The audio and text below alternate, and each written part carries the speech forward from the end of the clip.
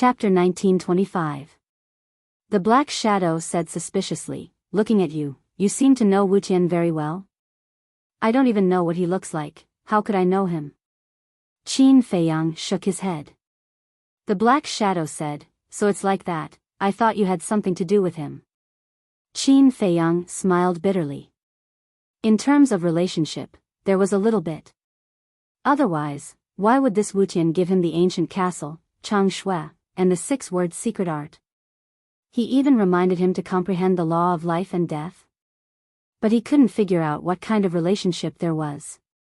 Qin Feiyang took a deep breath and asked, "Besides the law of life and death and the law of fire, what other law of life and death are there?"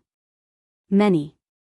For example, wind, fire, thunder, lightning, metal, wood, water, earth, light, darkness, time, space-time, they all belong to their own law of life. I have a few old friends who have mastered the law of time and space-time respectively." The Black Shadow said. "Time, space-time," Qin Feiyang pondered for a while, and said, "Time reversal and space-time travel, do they belong to the law of time and space-time law?" "That's right. It's a coincidence. I have 2 old friends, they respectively master the time reversal and space-time travel."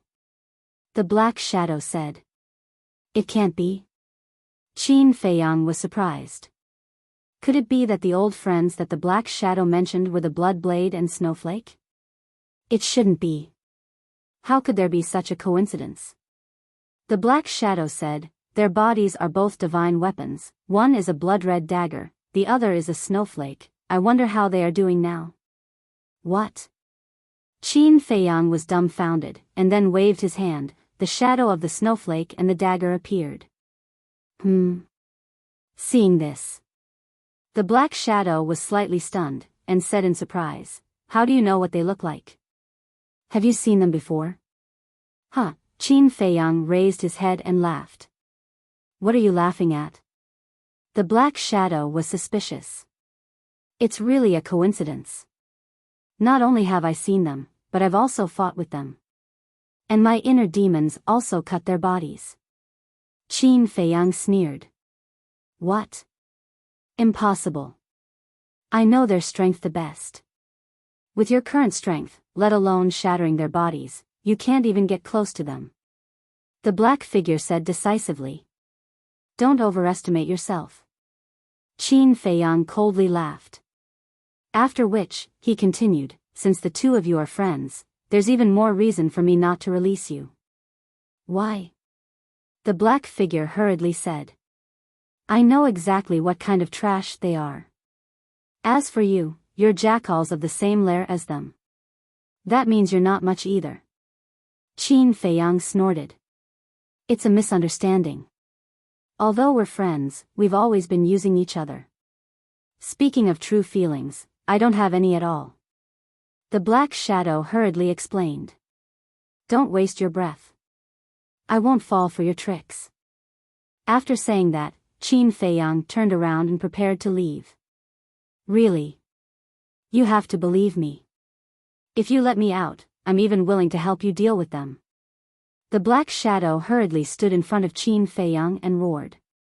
"Deal with them," Qin Feiyang muttered and looked at the Black Shadow. After a while, he said, "I'll think about it." "Thank you." The Black Shadow shed tears of gratitude. As long as he thought about it, there was still a chance. Whoosh! Qin Feiyang took a step forward and instantly disappeared without a trace. "I didn't expect you to get out of here before me, you must wait for me," the black figure murmured, and also silently dispersed in the void. Returning to the sky above the herb field, Qin Feiyang looked at the screen. The blood python was still guarding outside, its body full of hostility. "I'll go to the castle to cultivate first." Qin Feiyang looked at the female fire lotus and said. "Go ahead. Anyway, I can't cultivate now. I'll help you guard here. When the blood python leaves, I'll call you." Fire lotus said. "Thank you." Qin Feiyang smiled and entered the castle. Time passed in a flash. 5 days passed. However, 5 years had passed in the castle. White-eyed Wolf, Lei Bao, Qin Rushwang, Willow Tree, and Yu Huang had all reached the War God realm one after another. Blood Qilin, Zhao Tailai, Tan Tai Li, Chui Li, Golden Divine Leopard, and Tang Hai's cultivation had also improved. Dan Wangkai had also reached the peak of the 9-star combat emperor realm with the help of a large number of elixirs. Qin Feiyang, come out quickly. On the evening of the 5th day, the female Fire Lotus's voice was heard in the castle. Qin Feiyang immediately opened his eyes and appeared in the black tortoise boundary with Dan Wangkai. The blood python has just left. But the divine power boundary is still there. Fire Lotus said immediately. Qin Feiyang looked at the screen and then looked at Dan Wangkai and said, "You should know the ultimacy of becoming a true god, right?" "Of course." Dan Wangkai nodded and smiled. Qin Feiyang said, "Then you go. When you break through to become a true god, come find me in the herb field." "Okay." Dan Wangkai responded and turned into a stream of light, disappearing into the vast world like lightning. Qin Feiyang also retracted his gaze and looked at the screen again. There was indeed no trace of the blood python in the boundary. Fire Lotus asked, "Are you confident that you can break the boundary? I can even injure its divine body, let alone a mere barrier." Qin Feiyang smiled confidently. But then, he frowned again and did not go out for a long time. "What's wrong?" Fire Lotus looked at him in confusion. Qin Feiyang said, "I was thinking, since the blood python has left, why didn't it remove the boundary?" "Is there a problem?" Fire Lotus asked. "Of course there is a problem. Think about it, if it really thinks that we have escaped, why would it leave this behind? The only explanation is that it is still suspicious that we are trapped here. Maybe it is pretending to leave to lure us out." Qin Feiyang said. Huolian frowned when she heard that. Qin Feiyang thought for a while and smiled. "I think we should wait a little longer." "Do as you wish," Fire Lotus said. Time passed quietly. The night passed, and the sun slowly rose from the horizon. At this moment, the blood python rushed out from the mountains below and entered the screen. Huolian was stunned for a moment. Then, she glanced at Qin Feiyang.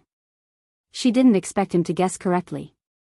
If they went out yesterday, it would be equivalent to walking into a trap. This person's mind is not simple. Fire Lotus muttered and looked at the blood python in the screen. When the blood python entered the barrier, its divine sense appeared and scanned the void with a gloomy gaze. "Human brat, no matter where you hide, this emperor will not let you go." All of a sudden, it let out a roar, filled with anger, and flew into the depths of the mountain. The barrier also dissipated. "We can go now." Qin Feiyang smiled at Fire Lotus, then controlled the black tortoise realm and flew away like lightning. Half a day later, the black tortoise realm finally crossed the mountain range and appeared above a plain. The plain was huge, full of weeds and shrubs, and there were many large and small ponds. And in those pools, one could basically sense terrifying ferocious might. Obviously, there were berserk beasts hiding in the ponds. Whoosh!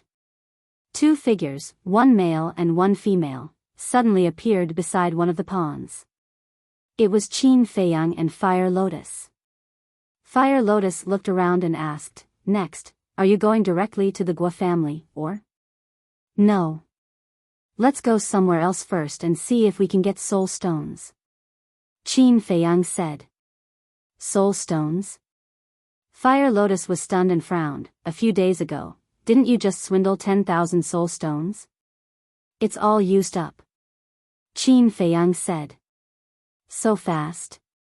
Fire Lotus was stunned. "It's not like you don't know that the time inside the castle is different from outside. Although only 5 or 6 days have passed outside, 5 or 6 years have passed inside the castle.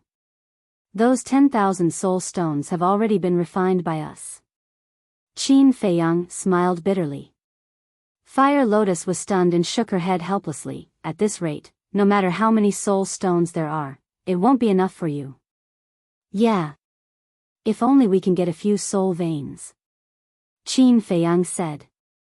Not enough soul veins. The castle's time rules are too abnormal, even the production of level 9 soul veins can't keep up. Unless there are hundreds or thousands of level 9 soul veins. Or, you can put them in the castle, but your castle is too small, it probably can't even fit the lowest level 1 soul veins. Fire Lotus said. Headache. Qin Feiyang rubbed his head. Let's go out first. After we go out, don't ask me anything, because I've only been to the Gua family, I'm not familiar with the other places. Fire Lotus said. Okay. Qin Feiyang nodded. Just as the two were about to leave, a fierce crocodile suddenly jumped out of the pool. Its body was more than 10 meters long. Its cultivation had reached the level of a new war god. However, Fire Lotus just casually waved her hand and a wave of divine power surged. The fierce crocodile died on the spot and fell into the pool with a loud bang. Qin Feiyang's pupils shrank. Although Fire Lotus's cultivation was higher than the fierce crocodile's skin was thick and its defense was terrifying. It was even comparable to a new level wargod's defense. However, Huo Lian was able to kill it effortlessly just now. And he found that there wasn't a single wound on the fierce crocodile's body, nor was there a drop of blood. In other words, Fire Lotus's divine power didn't hurt the fierce crocodile's body. If it didn't hurt the body, how did the fierce crocodile die? Wait. Suddenly, his eyes focused as he looked at the divine power that was converging into Fire Lotus's body. He found that in Fire Lotus's divine power, there was an aura of death. This aura of death was like the aura of a death god, emotionless, cold, and directly attacking the soul. Fire Lotus seemed to see Qin Feiyang's doubts and explained, because I'm a dead spirit, this isn't divine power, but the power of the dead spirit. This power of the dead spirit is a bit special, it can ignore defense, enter the mind, and directly wipe out the soul. Ignore defense, directly wipe out the soul. Qin Feiyang was shocked. No wonder he didn't see any injuries on the fierce crocodile's body, it turned out that the soul was wiped out. Such a terrifying power of the dead spirit, it seems like he had to be more careful in the future. Because this woman's identity was still a mystery. Whether she would be an enemy or a friend in the future, no one knew. At the same time, he couldn't help but think, since this power of the dead spirit could ignore defense, then could the armor formed by the battle formula block it? Chapter 1926. With doubts in his heart, Qin Feiyang walked towards the end of the plain with Fire Lotus. At the end of the plain, there was a river. It was about 100 meters wide. The river flowed rapidly. On the other side of the river, there was a dense forest with vines and old trees. Soon, Qin Feiyang and Fire Lotus arrived in front of the river. There were many ferocious beasts lurking in the water, but they were not as strong as those they encountered in the mountains. Not to mention terrifying existences like the blood python. The two of them rose into the air and were about to fly across the river. However, Qin Feiyang was suddenly stunned. What's wrong? Fire Lotus stopped and turned to look at Qin Feiyang suspiciously. Qin Feiyang pondered for a while and said to Fire Lotus, I suddenly thought of something that might help you. What is it? Fire Python was suspicious. Wait a moment. Qin Feiyang smiled mysteriously and entered the ancient castle in a flash. He walked straight to the altar, opened the iron box and opened the alchemy scripture. He vaguely remembered. When he was reading the alchemy scripture, he seemed to have seen a pill called the undead barrier breaking pill. However, he was attracted by the heavenly dust divine pill and did not pay attention to it. After opening the alchemy scripture, Qin Feiyang immediately looked for the undead barrier breaking pill. Indeed. In the alchemy scripture, there was the undead barrier breaking pill. This pill could allow the undead to go through the baptism of the heavenly tribulation and reconstruct their human body. After reconstructing their human body, not only could they shed their undead body, they could also absorb the essence of heaven and earth to cultivate. Simply put, after taking the undead barrier-breaking pill and successfully transcending the tribulation, the undead could become a real human. As for the undead barrier-breaking pill, it required a total of 4 herbs. They were undead flower, death fruit, yin-yang wood, and extreme yang thunder fire. I've never heard of these herbs before. Qin Feiyang shook his head and smiled bitterly. He closed the alchemy scripture and pondered for a moment before leaving the ancient castle and appearing beside Fire Lotus. What's wrong? Fire Lotus was suspicious. Her expression was very gentle, and her personality was very kind. She looked like a little sister next door, and there was no threat at all. Qin Feiyang smiled. As he flew to the other side of the river, he asked, "Have you ever heard of a pill called the undead barrier-breaking pill?" Fire Lotus was beside Qin Feiyang. She pondered for a moment and shook her head. "I don't remember. What's the use of this undead barrier-breaking pill? It's useless to us living people. But to an undead like you, it means a lot." Qin Feiyang briefly explained the situation with the undead barrier-breaking pill. "Really?" Fire Lotus was very excited. Qin Feiyang nodded and said, "And I'm thinking that if you shed your undead body, you might be able to recover your memories." Fire Lotus grabbed Qin Feiyang and begged, "Qin Dage, you have to help me. The days without my memories are too painful, it's simply torture." "Qin Dage?" Qin Feiyang's mouth twitched. He smiled bitterly. "Although I don't know your past, I can imagine that you must have lived for thousands of years, or even tens of thousands of years. Is it appropriate to call me Big Brother?" Fire Lotus was stunned. She covered her mouth and laughed. "I didn't expect you to be such an old-fashioned person. It's just a title. What's the matter? I'm old-fashioned?" Qin Feiyang was speechless. He shook his head and said, "Well, it's up to you. But your last sentence made me a little sad. The days without memories are very painful." "It's torture. You thought of Lin Yi?" Fire Lotus asked. "Yeah. She should be the same as you. I really hope that she can quickly recover her memories and stop suffering." Qin Feiyang sighed. "You are really a good man." Fire Lotus smiled. "A good man?" Qin Feiyang was taken aback. He smiled helplessly. "Why do I feel that it's a bit ironic? This sentence is from the bottom of my heart. Although I don't know much about you, with your talent and strength, I believe that there must be many women who like you. But in your heart, there is only one woman, the Mermaid Princess, from beginning to end. If you are not a good man, then who is?" Fire Lotus said. "Don't praise me like that. I will fly to the sky."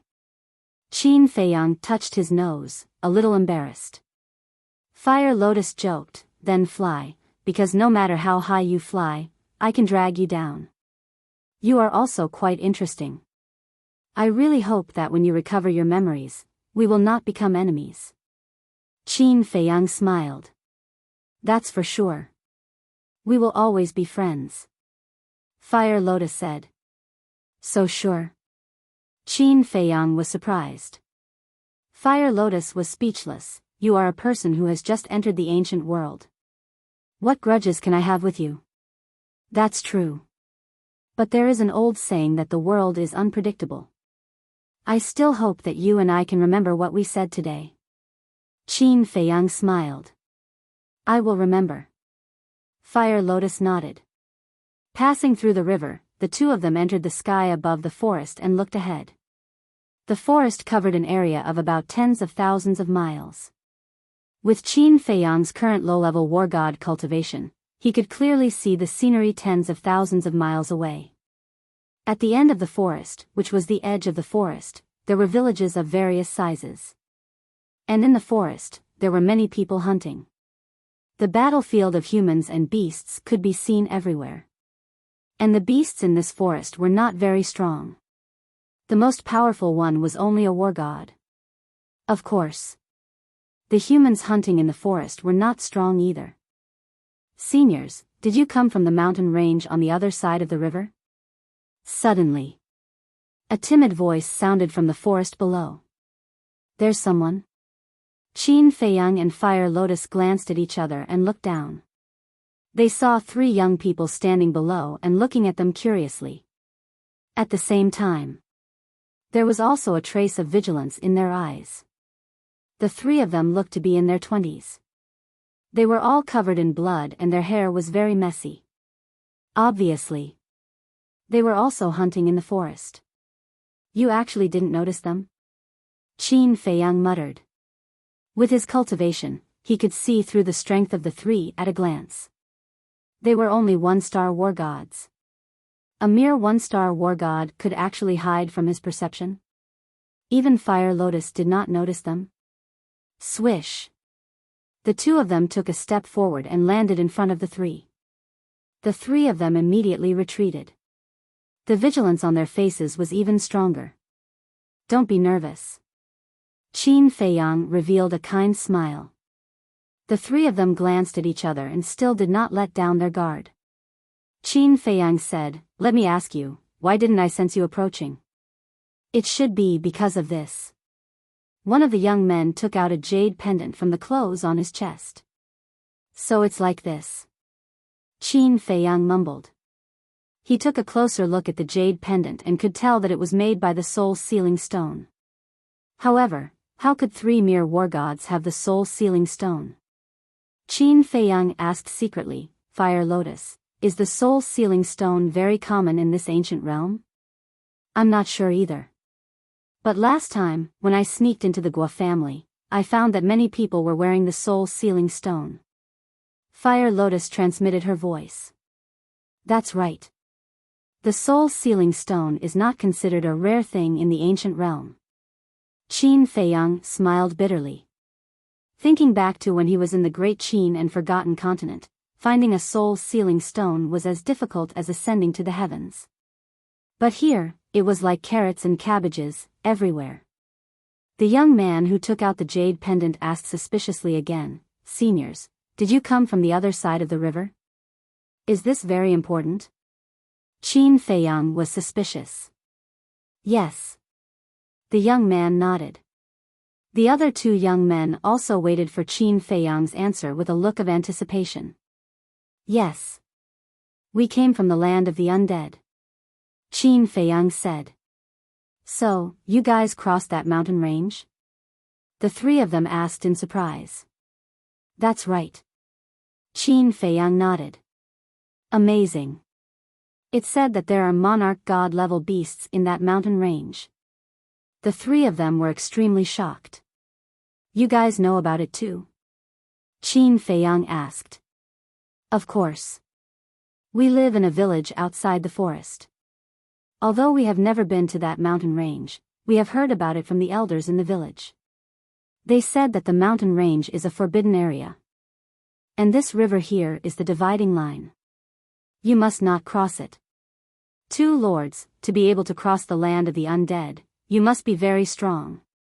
Can you accept us as your disciples and teach us how to cultivate?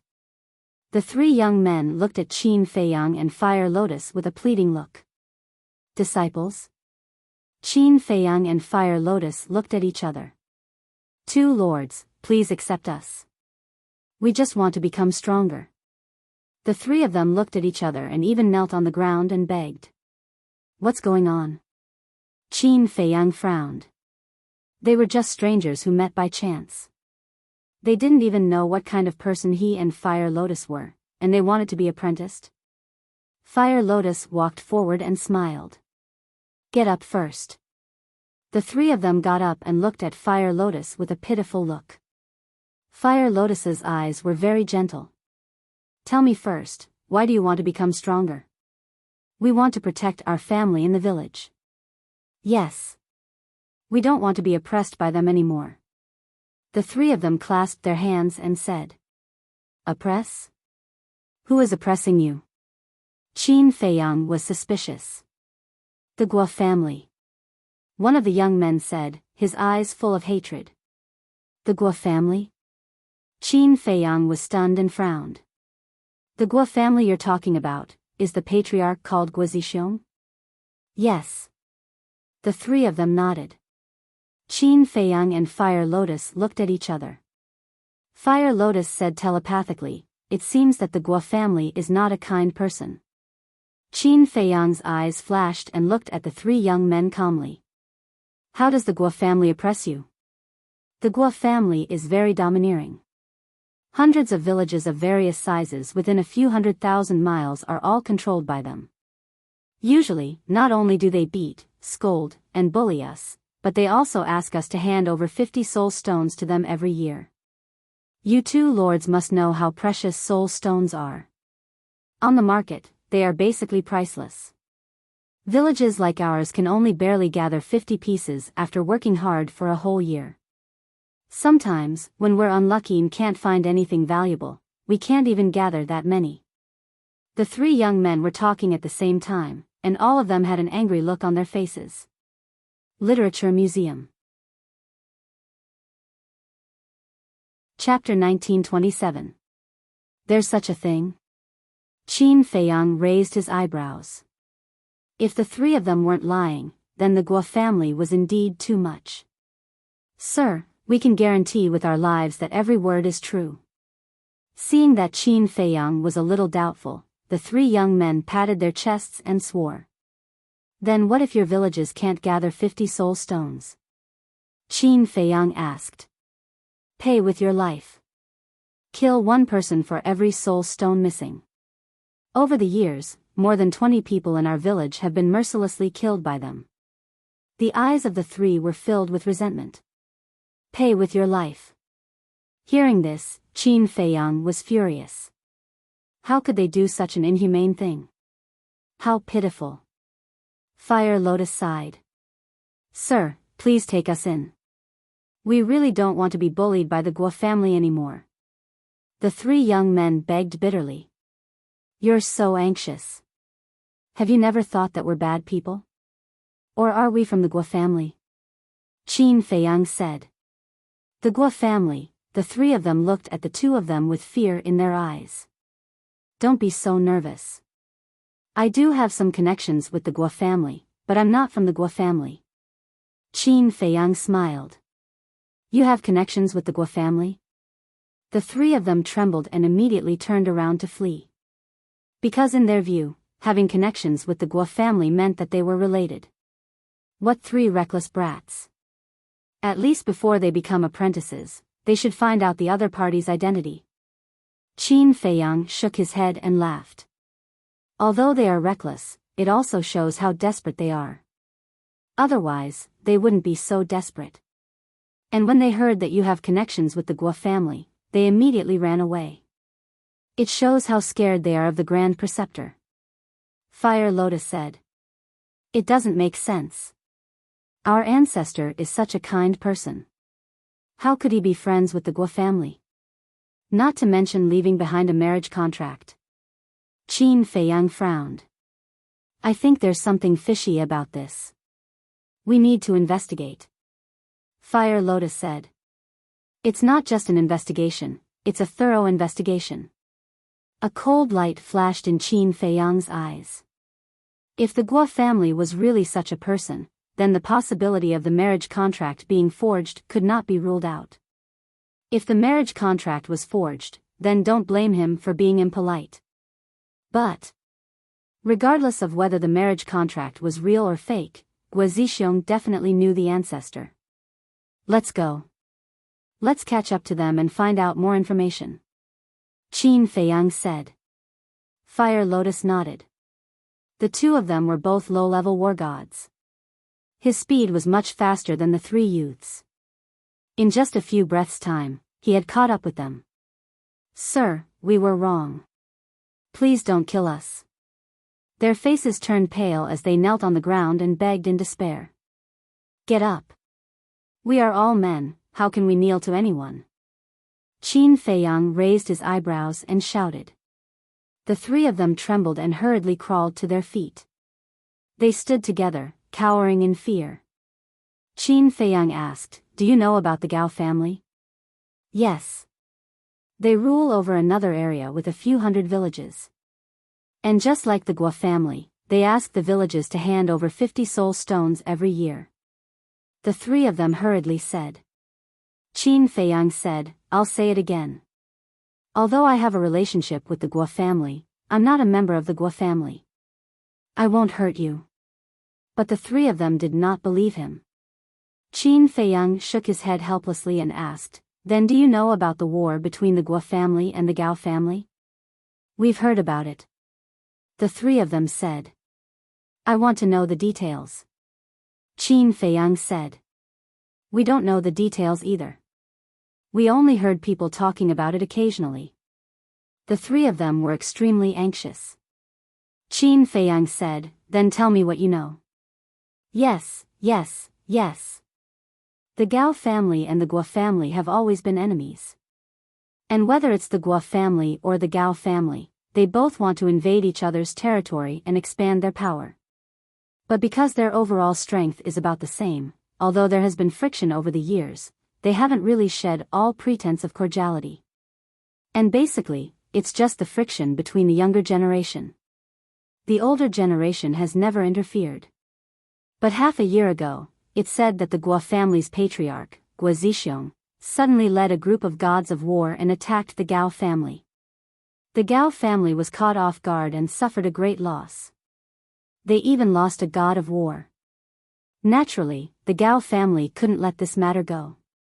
Since then, the friction between the Guo family and the Gao family has been escalating.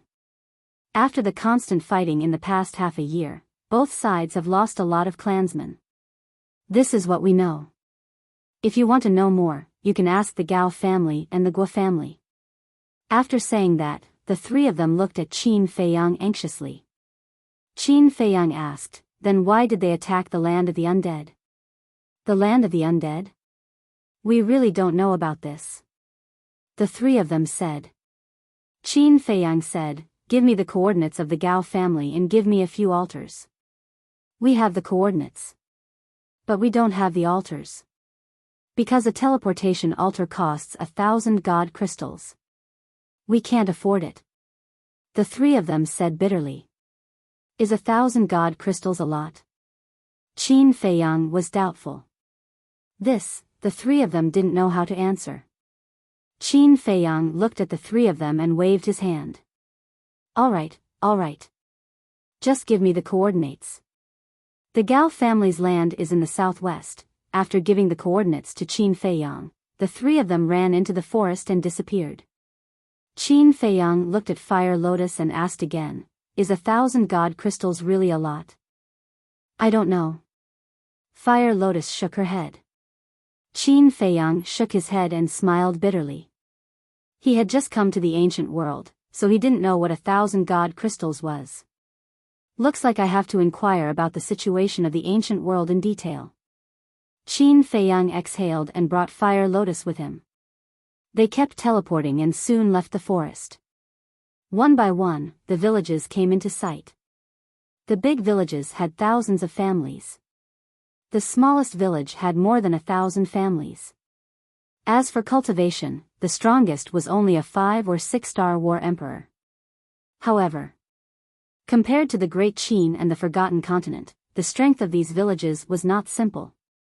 Because in the Great Qin and the Forgotten Continent, other than the Lu family, there was no other village that could compare to the villages here. Even the 9 provinces of the Great Qin and the 9 regions of the Forgotten Continent combined could not compare to a village here. I'm really looking forward to it. Qin Feiyang did not stop and directly teleported to the southwest. About an hour passed. Suddenly, he stopped above a village.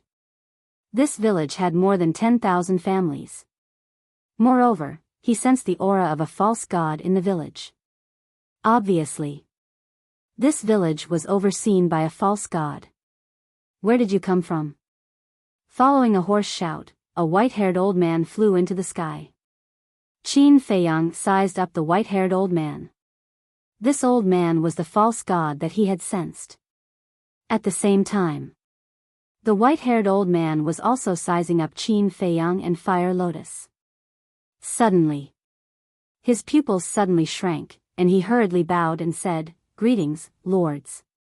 He was actually unable to see through the cultivation of these two people. That meant that they were definitely war gods. Qin Feiyang laughed, "Old man, there's no need to be so polite." The white-haired old man did not dare to be negligent at all, and said respectfully, "May I ask, what orders do you have for coming here?" Qin Feiyang said, "I'm just passing by." "So you're just passing by?" The white-haired old man heaved a sigh of relief. Qin Feiyang said, "Old man, I want to ask, is your village ruled by the Guo family or the Gao family?" "We belong to the Guo family," the white-haired old man said. Qin Feiyang asked, "What's the Guo family's character like?" "The Guo family's character?" The white-haired old man was stunned, and immediately became vigilant, asking carefully, "May I ask if you're from the Guo family?" Qin Feiyang turned his head to look at Huo Lian and said with a smile, "See, people with a bit of experience are indeed different." Fire Lotus said, "More cautious than those three brats." Qin Feiyang looked at the white-haired old man and laughed, "Old man, don't worry, I have nothing to do with the Guo family." The white-haired old man did not believe him immediately. Qin Feiyang laughed, "Think about it, if I'm from the Guo family, then I'll definitely know that this village is ruled by the Guo family. Then, I wouldn't have asked you before." The white-haired old man thought about it, and nodded, "You're right, my lord. As for the Guo family's character, there's no need for an old man like me to say. In this area, you can ask anyone and you'll know." The old man did not say it directly. Obviously, he did not want to get into trouble. Qin Feiyang, of course, saw through the white-haired old man's thoughts. He laughed, "All right then, I won't make things difficult for you, but can you lend me a teleportation altar?" "You want to borrow a teleportation altar?" The white-haired old man was a little surprised. The two war gods did not have a teleportation altar? Qin Feiyang said, "We used to have one, but it's been used up recently." "I see." The white-haired old man nodded in realization, took out an altar from his cosmos bag, and said, "I only have one altar, I'll give it to you, my lord." "Thank you." Qin Feiyang cupped his hands and thanked him, then grabbed the altar and was about to open it. Whoosh! But at this moment, two men in black suddenly descended above the village. The two men were both 2 meters tall, with bulging muscles on their bodies, looking extremely strong, and there was a fierce aura between their eyebrows.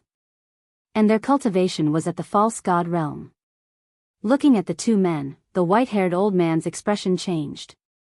He quickly flew over and bowed, "Greetings, Lord Guocheng, Lord Guoshan."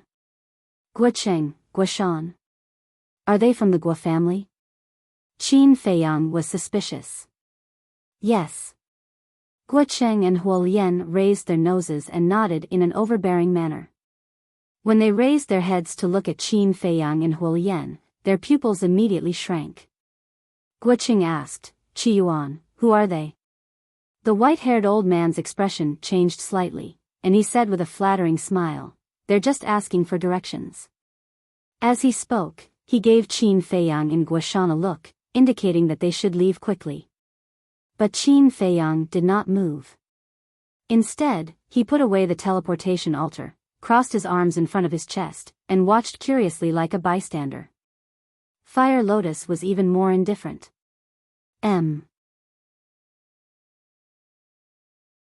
Chapter 1928. Passers-by.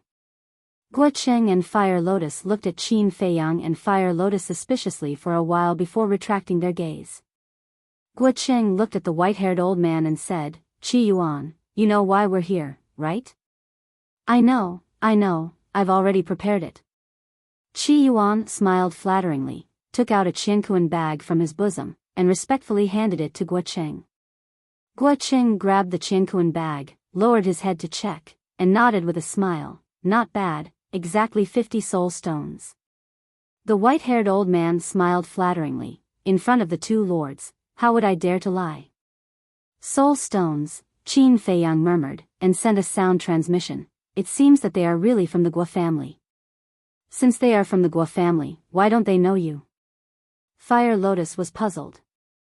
I guess not many people know about the marriage contract. Qin Feiyang thought. These two were only false gods, at most two errand boys, so they shouldn't be qualified to know about these things. However, the Guo family's cultivation was indeed too much. A rare treasure like the soul stone could be said to be priceless. For a village to gather 50 soul stones in a year, it would probably take the entire clan's strength. This was simply exploitation.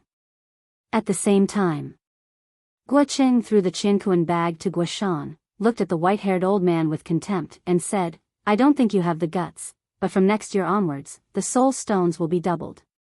Doubled? The white-haired old man was stunned, and asked suspiciously, Lord, what does this mean? It means that from next year onwards, villages with false gods like yours will no longer have to hand in 50 soul stones, but 100. Guo Qing said. 100? The white-haired old man was startled, and his face suddenly turned pale. These bastards who eat people without spitting out the bones. Qin Feiyang also frowned. The Guo family was getting more and more outrageous. Lord, why is this? 50 soul stones a year is already far beyond our burden, let alone 100. Isn't this asking for our lives? The white-haired old man asked anxiously. This is the patriarch's order. Guo Qing said calmly. The white-haired old man clenched his fists and roared, I'm going to argue with Guo Zixiong. 100 soul stones a year. Is he going to give us a way out? What? I have to hand over 100 soul stones in the future? The Guo clan is going too far. At this moment, the villagers below ran out of their houses one after another and gathered together. They all looked at Guo Qing and Guo Shan with anger and resentment. Guo Qing raised his eyebrows and glanced at the villagers. He looked at the white-haired old man and shouted, Do you want to rebel? He had heard of it. A trace of panic appeared on the white-haired old man's face. But then, he straightened his back and roared, The government forces the people to rebel. If the Guo family really forces us like this, we might rebel. Ha! Guo Qing and Guo Shan couldn't help but laugh out loud. Qi Yuan, there's something you don't know yet, right? The Gao clan's territory has already been taken over by my Guo clan. My Guo clan's power now is even greater than before. You dare to rebel? Guo Shan laughed. What? They've already invaded the Gao clan's territory? Qi Yuan was surprised. That's right. Just yesterday evening, the clan leader led more than 20 war gods and killed their way into the Gao clan. Except for Gao Guofang and Gao Xiaowei, everyone in the Gao clan was wiped out by us. Now say it again. Are you rebelling? Guo Qing sneered at the white-haired old man. Hearing this, the white-haired old man's old face turned pale. Say it. Aren't you very brave? Didn't you even dare to call our clan leader by his name? What? Now that you've heard the news of the Gao clan's destruction, you don't dare to say anything? Old thing, I'm giving you face, but you don't want it. Guo Qing took a step forward and immediately slapped the white-haired old man's face. A blood-red palm print appeared. Streaks of bright red blood flowed out from the corners of the white-haired old man's mouth. However, the white-haired old man turned a deaf ear to this. His whole person seemed to have become numb. He stood there in a daze, his eyes dim and his face indifferent. The Guo clan's strength skyrocketed after annexing the Gao clan. In the future, their villages would undoubtedly have no way to survive. Suddenly, the white-haired old man looked up at Guo Qing and said, Just now, you said that the village with a false god will only have to hand in 100 soul stones? Yes. Guo Qing nodded. The white-haired old man said, Then, will the villages without a false god still have to hand in 50 soul stones like before? Yes. Guo Qing nodded again. Good. The white-haired old man gritted his teeth and looked at the villagers below. He roared with tears in his eyes, From this moment on, this old man is no longer a person of this village. What? The villagers below suddenly became restless. Guo Cheng was also stunned. Then, he said angrily, "Old thing, are you playing tricks? This is my home, the people here are also my family. If I wasn't forced to a dead end by you, would I have made such a painful decision? I think, in this world, no one would be willing to abandon a home and the family around them." The white-haired old man cried sadly. Yes. Who wants to leave home? Leave family? But in this world, there are too many helplessness. Qin Feiyang sighed inwardly. The white-haired old man's words deeply touched his heartstrings. However, Guo Cheng and Guo Shan's faces were gloomy. I have abandoned my family and the village. Now that there are no more false gods here, can we only hand in 50 soul stones like in previous years? The white-haired old man looked at the two and said. Guo Cheng and Guo Shan looked at each other and couldn't help but laugh. However, their laughter was full of sarcasm. Old thing, do you think you can reduce the soul stones by playing tricks? Let me tell you, stop dreaming. Even if you leave, this village must hand in 100 soul stones in the future. Guo Cheng said. Guo Cheng, not 100. You have to increase the price. In the future, this village must hand in 150 soul stones every year. This is the price of playing tricks. Guo Shan said. Guo Cheng was slightly stunned and laughed. Good idea, it's decided. Qi Yuan, prepare 150 soul stones for us on this day next year. If there is one less, we will kill one of you. 150 soul stones. Qi Yuan's face was dull and disheartened. The villagers below were also filled with anger and despair. This is too much, too much. Fire Lotus looked at this scene and muttered to herself, a trace of murderous intent surging in her eyes. This was simply treating the villagers as fish to be slaughtered. However, Guo Cheng and Guo Shan's faces were full of sneers. Let's see if you dare to be rash in the future. Let's go. Guo Cheng smiled contemptuously and turned to leave with Guo Shan. Stop. But at this moment, the white-haired old man suddenly roared. The two stopped and turned to look at the white-haired old man with a cold expression. The white-haired old man stared at the two of them, like a wild beast that was about to go crazy, and said word by word, "You really don't want to give us a way out. You asked for it." Guo Cheng snorted coldly. Good. Very good. Very good. The white-haired old man nodded with a smile, and then suddenly roared in anger, "If you don't give us a way out, you can forget about living." Boom! The white-haired old man took a step towards Guo Cheng and Guo Shan, and a destructive aura rushed out from his body. Self-destruction. Old man, are you crazy? Guo Cheng and Guo Shan turned pale with fright. Yes. I am crazy, but it's because of you. The white-haired old man roared. Don't, let's talk things over. The two of them shouted as they fled in fear. There's nothing to talk about. For this village, for these family members, I have to stand up bravely. I believe that after I self-destruct, the people in the other villages will slowly wake up and rebel against the Guo family. One day, the Guo family will pay the price for everything you've done. The white-haired old man roared, and there was no fear on his face. Shwa. But just as the white-haired old man was about to self-destruct, a young figure suddenly appeared behind him. It was Qin Feiyang. Qin Feiyang raised his arm and gently pressed on the white-haired old man's shoulder. The white-haired old man's self-destruction was forcefully stopped. The white-haired old man was stunned, and he turned to look at Qin Feiyang. My lord, what are you doing? Qin Feiyang smiled. Old man, life is so precious. How can you seek your own death? The white-haired old man sighed. My lord, I don't want to either, but as you can see, I can only do this. Don't worry. There's always a way out. Qin Feiyang smiled and looked at Guo Cheng and Guo Shan. He flicked his finger and a strand of divine power shot out. After the white-haired old man stopped self-destructing, the two of them immediately activated a teleportation altar. The divine power blasted out, and the awakened altar shattered. The two of them stood awkwardly in the air and looked at Qin Feiyang. Your Excellency, please don't meddle in other people's business. I have a bad habit. Whenever I see someone bullying others, I can't help but attack.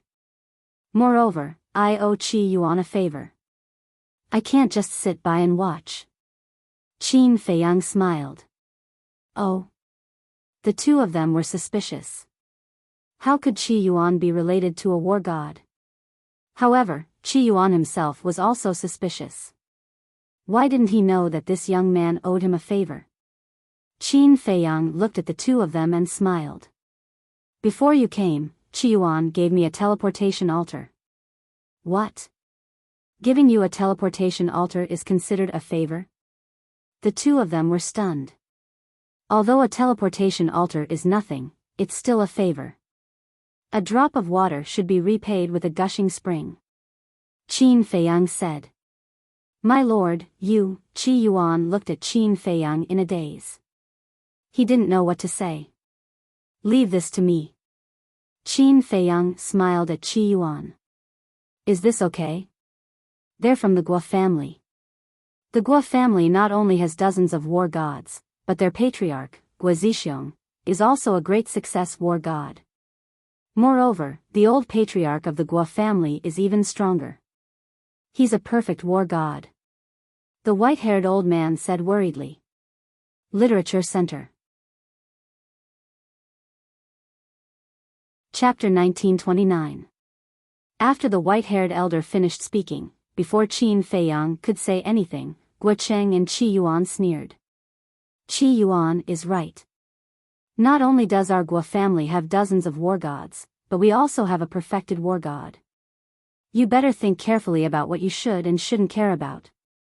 Once they thought about their backing, the two of them became tough again. Sir, you should leave. The Guo family has swallowed the Gao family and is even more powerful than before.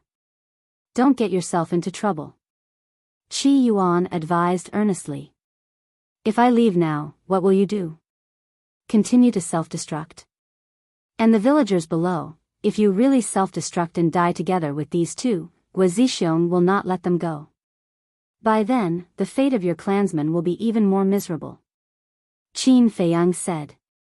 Qi Yuan's expression froze. He really hadn't thought about this. So, let me do it. When Guo Zixiong comes to investigate, you can just say that I killed them. Guo Zixiong will not make things difficult for you and your clansmen. Qin Feiyang smiled faintly. The white-haired elder hurriedly said, Sir, I can't let you take the blame. My conscience can't bear it. Conscience, Qin Feiyang muttered. In today's world, there were not many people with a conscience. This person was worthy of admiration. Qin Feiyang looked at Guo Cheng and Qi Yuan and smiled. So what if you're a perfected war god? His tone was light and his expression was calm. He did not take it to heart at all. Fire Lotus had already told him that this old patriarch was Guo Zixiong's father. Hearing Qin Feiyang's words, the white-haired elder was stunned. So what if you're a perfected war god? How could you say such disdainful words? Could it be that this young man is also a perfected war god and is even stronger than the old patriarch of the Guo family? Guo Cheng and Qi Yuan's expressions froze.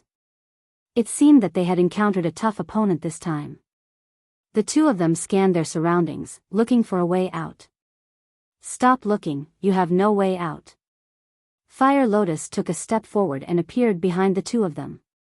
The power of the dead rolled out and directly wiped out their souls. This, Qin Feiyang was stunned.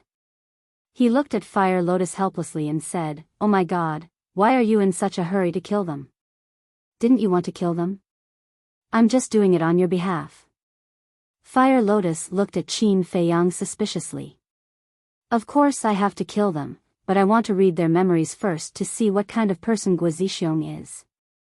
Qin Feiyang sighed.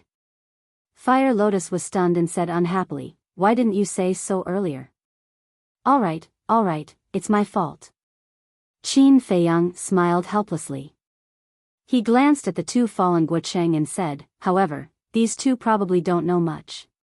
He really killed him. However, the white-haired old man and the villagers below all looked at Guocheng and Guoshan's corpses in shock. They originally thought that Qin Feiyang and Guoshan were just scaring Guocheng and Guoshan. But they didn't expect that. In the end, they killed them without any hesitation. Who exactly were this man and woman? They weren't even afraid of the Guo family. Bang! Guocheng and Guoshan's corpses fell to the ground below. Qin Feiyang took a step forward and landed in front of the two. After searching their bodies for a while, he took out two Qinkuan bags. Huolian also landed beside him in a single step. The white-haired old man also hurriedly flew towards the two.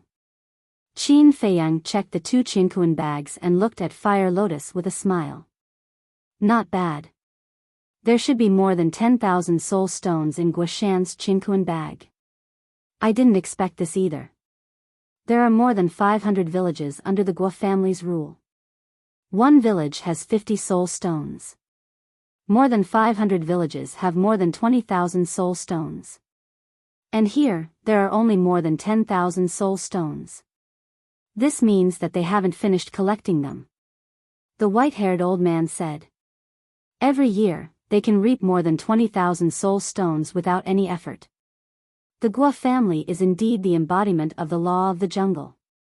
Qin Feiyang shook his head and sighed. In addition to the 10,000 soul stones, there were more than 200 divine gems and 2 teleportation altars in the 2 Qinkuan bags. In addition, there were some pills. However, they were only pills with 2 or 3 elixir veins. They weren't very valuable. Qin Feiyang took out a divine gem and looked at it with a frown. What's wrong? Fire Lotus was suspicious. Look, the 2 false divinities only added up to a little over 200 deity crystals. It seems that 1,000 divine gems is indeed a big fortune in the ancient world. Qin Feiyang thought. There must be a lot of divine gems in the Guo family's treasure vault. You might as well marry Guo Zixiong's daughter. Then, you'll get a lot of wealth without any effort. Fire Lotus snickered. Am I the kind of person who would reap without any effort? Qin Feiyang rolled his eyes at her. Yes. Fire Lotus nodded seriously. Qin Feiyang shook his head and laughed. But you did remind me. If the marriage contract is fake, then I'll have to take a look at the Guo family's treasure vault. See, you still want to reap without any effort. Fire Lotus rolled her eyes. How is this the same? Qin Feiyang helplessly took out 1,000 soul stones and smiled at the white-haired old man. These 1,000 soul stones should be enough for you to become a warlord. Take them. The white-haired old man looked at the soul stones and waved his hand. I don't dare to take these soul stones. Sir has already helped us a lot. If I take these soul stones, am I still human? Just take them. When you become stronger, take good care of your family. Qin Feiyang smiled and sent the 2 Qinkuan bags to the castle. Then, he left with Fire Lotus. The white-haired old man looked at the 1,000 soul stones in front of him. He was so emotional that tears flowed down his face. Suddenly, he raised his head to look at the backs of Qin Feiyang and the other man, and shouted, Sirs, can you tell me your names? Qin Feiyang. Qin Feiyang said without turning his head. Thank you, young Master Qin. The white-haired old man bowed deeply at the backs of the two. Fire Lotus smiled. Qin Dage, you're so kind. I thought you were going to take all the soul stones. This Qi Yuan has a good heart. It's okay to give him some soul stones. Qin Feiyang faintly smiled. Then, are we still going to the Gao family? Fire Lotus asked. Qin Feiyang pondered for a while and said, let's go and have a look. Maybe we can still meet Guo Zixiong in the Gao family. After saying that, Qin Feiyang opened a teleportation altar. The two walked up one after another. Soon, they landed in the sky above a plain. The plain was about a dozen miles wide, but there were big and small pits everywhere. These were the traces left behind by the battle. In the middle of the plain, there was a city. The city was not big. It covered an area of about a few miles. Like the plain, it was also broken and filled with a tragic aura. And there were many corpses and blood on the ground. And in the city, Qin Feiyang could also sense the aura of dozens of false gods. They were cleaning the battlefield. Needless to say, these faux divinities were from the Guo family. Because Guo Cheng had said before that except for the two people named Gao Guofang and Gao Xiaowei, everyone in the Gao family had been slaughtered by the Guo family. The Guo family is really ruthless. Looking at the devastated city, Qin Feiyang shook his head and sighed. Even mortals have disputes, let alone cultivators. Things like this are basically happening all the time. Fire Lotus said. Qin Feiyang nodded. Indeed. The path of cultivation was crueler than anything else. Qin Feiyang did not release his spirit sense. He used his perception to sense the aura in the city. After a while, Qin Feiyang frowned and said, I can't sense the aura of Guozixiong and Guoda, but there is the aura of a war god in the city. And this aura isn't weak. I can sense it too. It seems to be a low-level war god. Fire Lotus whispered. The two of them were about to fly into the city. But suddenly, in the sky above the plain opposite the city, a black-clothed man flew through the air like lightning and landed in the sky above the city. He shouted, Miss, I found the whereabouts of Gao Guofang and Gao Xiaowei. So, at that moment, a figure flew up into the sky. It was a red-haired woman. She was also wearing a fiery red dress. She was about 1.78 meters tall and had an excellent figure. Her facial features were also quite exquisite. From afar, she looked like a fairy standing in flames. However, her expression was somewhat cold, giving off a cold feeling that kept people thousands of miles away. Where? The woman looked at the black-clothed man, her eyes flashing with a cold light, and asked. The black-clothed man said, They are hiding in the Scarlet Flame Valley and are healing their injuries. Take me there immediately. The woman said. Yes. The black-clothed man respectfully replied, turned around, and flew in the direction he came from. The woman took a step forward, but suddenly seemed to have sensed something. She turned her head and looked in the direction of Qin Feiyang and the other person. But there was nothing in the void. Miss, what's wrong? The black-clothed man looked at the woman in confusion. Nothing. The woman shook her head and suspiciously glanced at the void.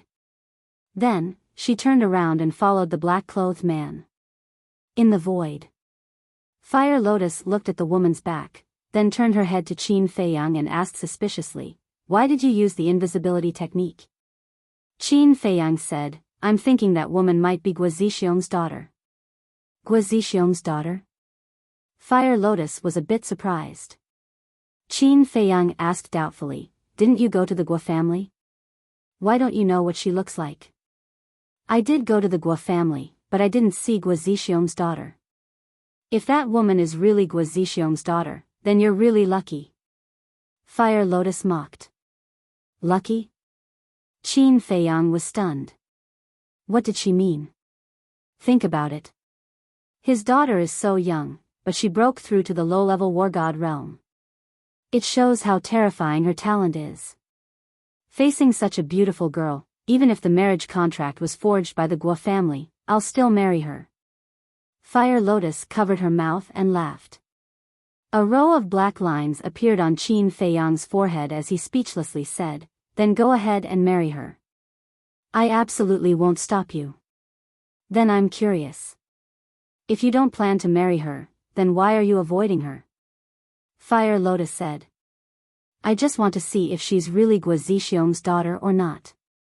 If she is, then she must know about the marriage contract. If the marriage contract is fake, then I'll just show up. She won't tell the truth. Qin Feiyang said. I see. Fire Lotus suddenly smiled and teased, I thought you were shy because you met your future wife. You really know how to talk nonsense. Qin Feiyang looked at her helplessly. He waved his hand and rolled up Fire Lotus. Then, he used the Xing technique and chased after the woman and the black-clothed man. Literature Center. Chapter 1930. The Xing character formula is a heaven-defying formula. In less than 10 breaths, Qin Feiyang took the Fire Lotus and caught up with the red-clothed woman and the black-clothed man. Then, he followed them. The red-clothed woman and the black-clothed man didn't notice him at all. About 500 to 600 breaths passed. A huge valley came into sight. Around the valley, waves of fire rolled and black smoke curled up. There were no plants within a radius of dozens of miles. Crimson lava flowed and waves of heat surged, turning this place into a huge furnace. The lava came from the valley. In the middle of the valley, there was a crater with a diameter of 5 to 6 meters. Occasionally, lava would spurt out. Miss, they are in a cave on the left side of the crater. The black-clothed man pointed and said in a low voice. The two of them also concealed their presence. The red-clothed woman looked at the direction the black-clothed man pointed, but didn't see the so-called cave. She asked, Are you sure where they are? The black-clothed man said, I'm sure. I also saw Gao Shall we use lava to seal the entrance with my own eyes. That's good. Back off. The red-clothed woman waved her hand. Her eyes were filled with coldness. The black-clothed man said, Miss, be careful. I'm fine. Although Gao Guofeng is a perfect war god, his soul was damaged when he fought grandfather last night. His vitality was greatly damaged. If he had a life pill, he would have recovered by now. Unfortunately, both his and Gao Xiaoyi's universe rings were destroyed last night. So the current Gao Guofeng is nothing to worry about. As for Gao Xiaoyi, although she isn't injured, she is just a beginner war god. I can kill her with a wave of my hand. The red-clothed woman said with contempt. Perfect war god, Qin Feiyang thought. So the Gao family also has a perfect war god. No wonder the three young men he met not long ago said that the Gao family and the Guo family were equal in strength. Miss is mighty. The black-clothed man said flatteringly and then retreated silently. Gao Guofeng, Gao Xiaoyi, the red-clothed woman muttered. She stepped out and landed on top of the crater. She looked down coldly and said, Gao Xiaoyi, come out. But after a while, no other sound could be heard. Looks like you'll only come out if I do it. The woman in red raised her slender finger, and a surge of divine energy suddenly surged out. It turned into a wave of fire that blasted into the valley below. Accompanied by a loud bang, the valley instantly split apart and collapsed crazily. The surging magma was like a fountain as it gushed out from the ground. Black smoke enveloped the entire area. Qin Feiyang looked at Fire Lotus and said with a smile, Let's back off a little. Fire Lotus nodded. The two of them retreated 50 to 60 miles and stood in the void, watching from afar. To a mortal, it would take several hours to cover a distance of 50 to 60 kilometers even if they ran non-stop. However, to Qin Feiyang and Huolian, it was nothing.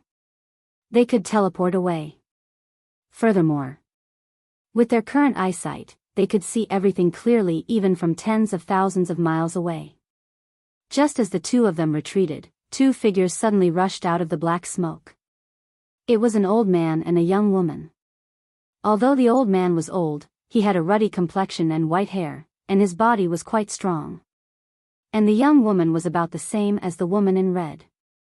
Her appearance was also quite good. She was more than 1.7 meters tall and was extremely slender. Her jet black hair was tied together, making her look full of heroic spirit.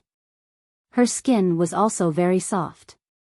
However, the old man and the young woman were in a sorry state at the moment. Especially the old man, his body was covered in blood, his eyes were dim and lifeless, and there was a sense of weakness between his eyebrows that couldn't be dissolved. After the two of them appeared, they didn't bother with the woman in red. They didn't even say a word and directly teleported away. However, there was a trace of fear on their faces.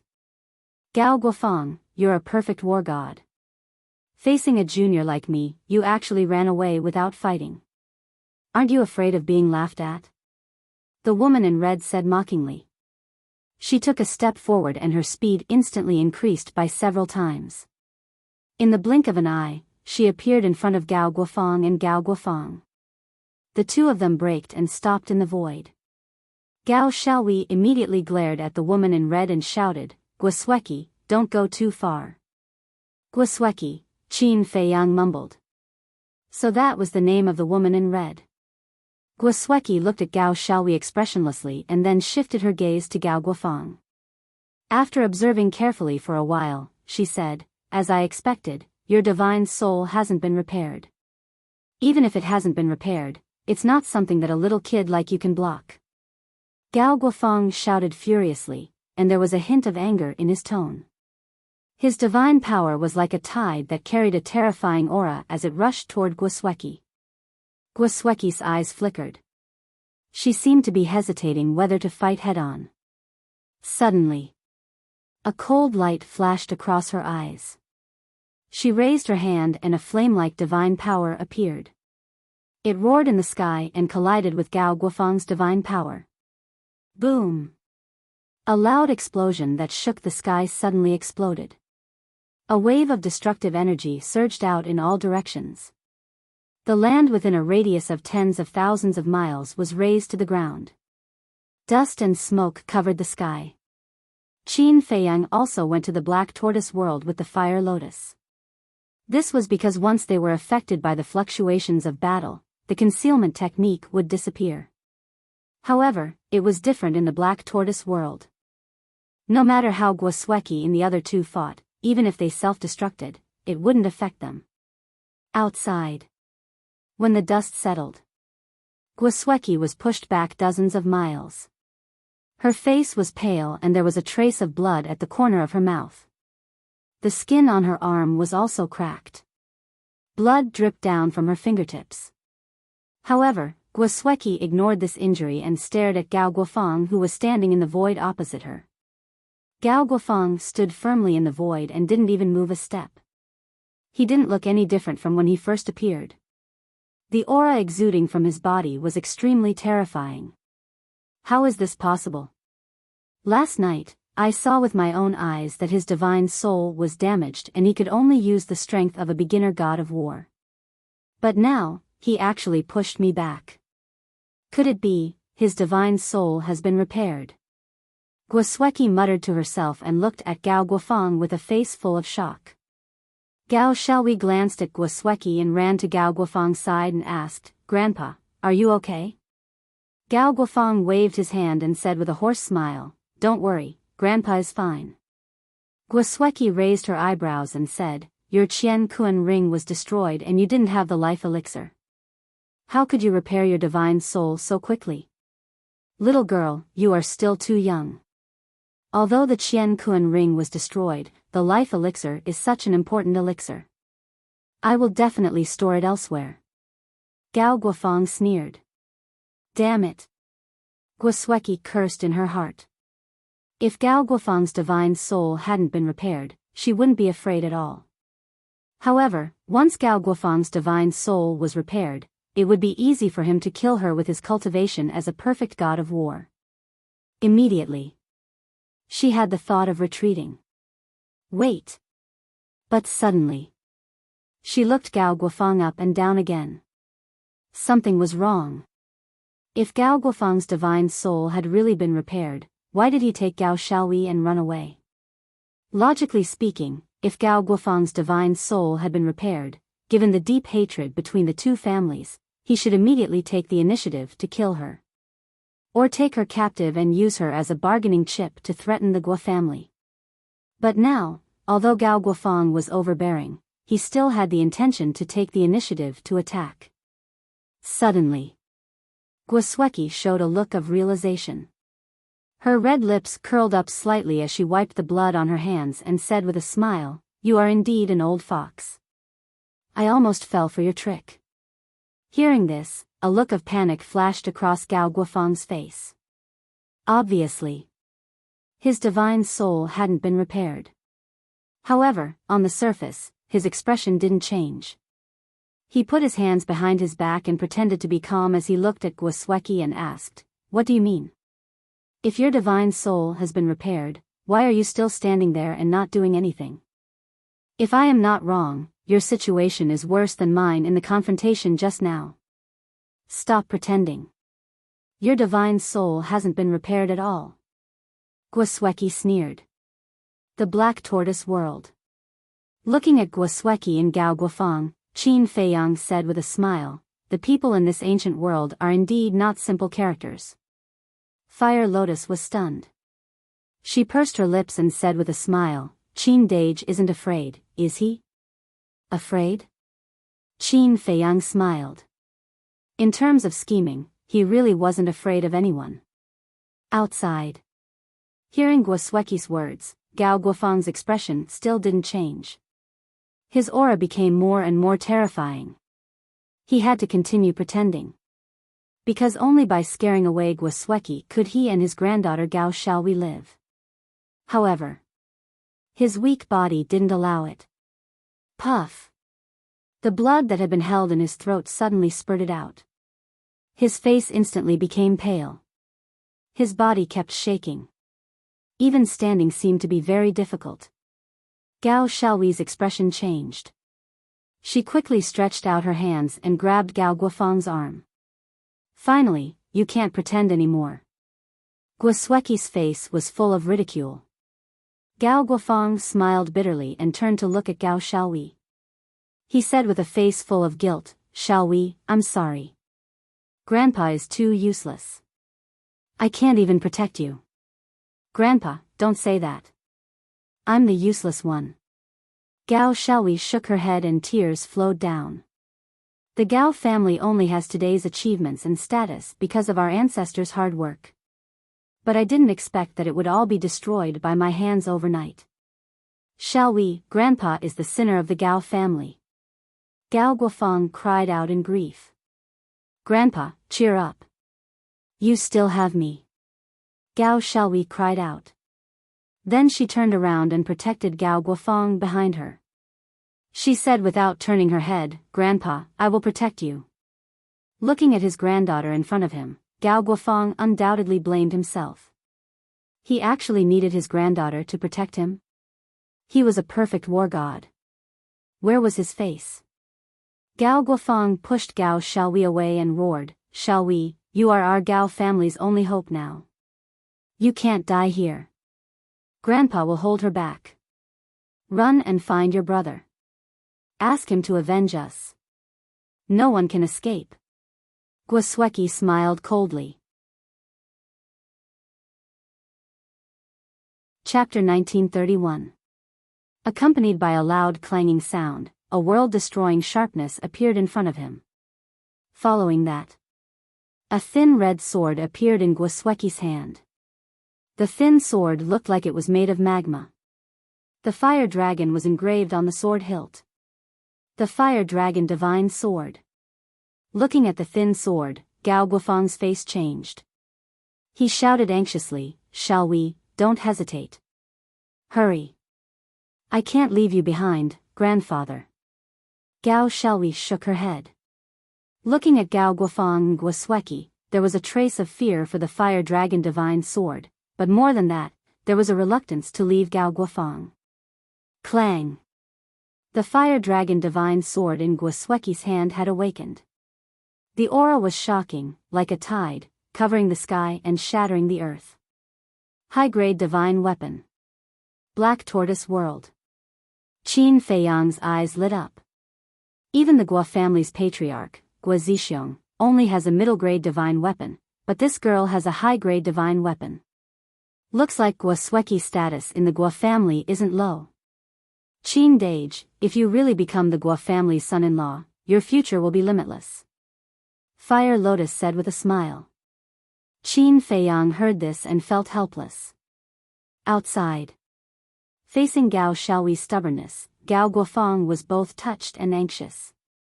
He was touched because of his granddaughter's filial piety. He was anxious because if Gao Xiaohui didn't leave, both of them would die here. All these years, the Guo family and Gao family had been at odds. Because of this, Gao Guofeng knew everyone in the Guo family like the back of his hand. After all, there was a good saying. Know yourself and know your enemy, and you will win every battle. He had watched Guo Sueki grow up, so he knew Guo Sueki very well. Although she was beautiful, she had a heart as venomous as a snake and scorpion. Once he was killed, he would never show mercy to his granddaughter, Gao Xiaohui. Clang! Guo Sueki looked coldly at the grandfather and granddaughter duo. She shook the fire dragon divine sword in her hand, and thousands of sword chi roared out, forming a huge fire dragon. It bared its fangs and brandished its claws as it pounced towards the duo. The appearance of the fire dragon also meant that the power of the fire dragon divine sword had recovered to its peak state. Seeing this, Gao Guofeng immediately pushed Gao Xiaohui away and shouted, "Xiaohui, now is not the time to be sentimental. Let's go, we must find your big brother." Then, like a moth darting into a flame, he pounced towards the fire dragon formed by the sword chi. "Grandpa," Gao Xiaohui screamed in despair. "Go!" Gao Guofeng roared without turning his head. Tears streamed down Gao Xiaohui's face as she stared at Gao Guofeng's back. Then, she turned around and fled into the depths of the mountain.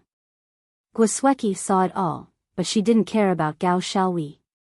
She took a step forward and charged towards Gao Guofeng with a cold expression. Her black hair danced in the wind and her clothes fluttered in the wind. She looked like a merciless goddess. "Guo Sueki, my Gao family has not perished yet. Your Guo family will definitely pay the price for the sins you have committed today." Gao Guofeng roared angrily, and with what little divine power he had left, he blasted towards the fire dragon. After all, he was a perfect war god. Although his divine soul was damaged and he was unable to unleash his peak strength, he was still not to be underestimated. Boom! Accompanied by an earth-shaking explosion, the fire dragon formed by the sword chi let out a wail and dissipated in the air. But at the same time, Gao Guofeng's body trembled as he spat out blood. His old face was completely drained of blood. Even with his divine soul damaged, he can still display such terrifying strength. As expected of the old patriarch of the Gao family. However, this is probably your last bit of strength. Die. Guo Sueki was as cold as ice as she landed in front of Gao Guofeng. The fire dragon divine sword shone brightly and slashed forward. Immediately. Gao Guofeng let out an unwilling scream as his divine body was sliced into two by the fire dragon divine sword.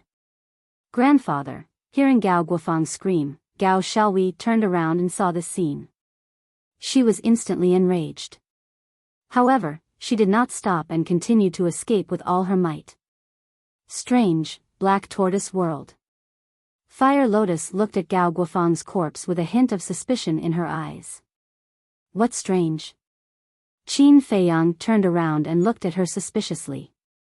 Why didn't Gao Guofeng self-destruct? Since he was going to die anyway, he might as well self-destruct and die together with Guo Sueki. Fire Lotus said. Because of Gao Xiaohui. Gao Xiaohui hasn't escaped far. If he self-destructs, it will definitely affect Gao Xiaohui. Qin Feiyang smiled. That's true. Fire Lotus was stunned. She nodded and smiled. Then, she asked suspiciously, Qin Dage, aren't you going to help the Gao family? Help the Gao family? Why should I help them? Qin Feiyang was puzzled. The enemy of my enemy is my friend. The enemy of the Gao family and the Guo family is naturally our friend. Fire Lotus said. Qin Feiyang was stunned. He helplessly said, although the Guo family's conduct isn't that great, the matter of the marriage contract hasn't been investigated yet. It's still too early to say that the Guo family is our enemy. So, Qin Dage still has some thoughts about the Guo family in his heart? Fire Lotus covered her mouth and laughed. What thoughts? Qin Feiyang was confused. Playing dumb? Of course it's about Guosweki. Fire Lotus said. Qin Feiyang was helpless to the extreme. He really wanted to ruthlessly knock this woman's head. What was she thinking about all the time? However, as he spent more time with her, he realized that Fire Lotus was quite cute sometimes. Outside. The ground was in pieces. The magma was boiling. It was a scene of devastation. Gao Guofeng's body had already fallen and was swallowed by the red magma. Guosweki looked down coldly. Then, she grabbed the fire dragon divine sword and chased after Gao Xiaohui. The black-clothed man standing in the distance also immediately chased after her. Qin Feiyang also controlled the Black Tortoise realm and silently followed behind Guosweki. In front. Gao Xiaohui felt Guosweki's aura. Her pale face was filled with panic and fear. Guosweki was an initial stage war god. Although she was also a war god, she was only an initial stage war god. Although there was only a difference of one stage, it was like an insurmountable chasm. Whether it was strength or speed, Guosweki surpassed her by too much. If this continued, she would not be able to escape. Whoosh! As expected. In less than 100 breaths, Guosweki relied on her suppressive speed to block in front of Gao Xiaohui. Gao Xiaohui slammed on the brakes and looked around in panic. Then, she looked at Guosweki and said angrily, "Don't go too far." Go too far? Guosweki sneered. Her eyes were filled with disdain. Think about it. You've been competing with me in secret all these years. You don't want to lose to me. But in the end, I've always been stronger than you. Gao Xiaohui clenched her fists and said angrily, "Are you humiliating me? Humiliating you? The Gao family is already destroyed. You're no longer the young miss of the Gao family. You're not worthy to be my opponent. What's the point of me humiliating you?" Guosweki said indifferently. Gao Xiaohui's face was red. She was ashamed and angry. "I just want to tell you something. In this world, there will only be one genius. No matter how hard others work, they're just green leaves." Guosweki said. What an arrogant woman. Black Tortoise Realm. Qin Feiyang muttered. Fire Lotus said, although she's a bit arrogant, her words are reasonable. Qin Feiyang nodded. Outside. The black-clothed man also caught up and blocked Gao Xiaohui's path. Gao Xiaohui glanced at the black-clothed man, then looked at Guosweki and said, "Today, I'm in your hands. You can kill me or torture me. But there's a question that I can't figure out." The black-clothed man sneered, "Young miss, don't talk nonsense with her." Guosweki glanced at the confused Gao Xiaohui and waved her hand at the black-clothed man. Then, she looked at Gao Xiaohui and said, "Speak. The strength of our two families has always been on par. But why was my father's army wiped out in the land of the dead?" Gao Xiaohui said. Hearing this, Guosweki lowered her head. Her eyes flickered. Seeing that Guosweki was silent, the black-clothed man stared at Gao Xiaohui arrogantly and said, "Nonsense. Of course it's because the Guo family is stronger than the Gao family." Impossible. In this battle in the land of the dead, both our families have the same number of people and divine weapons.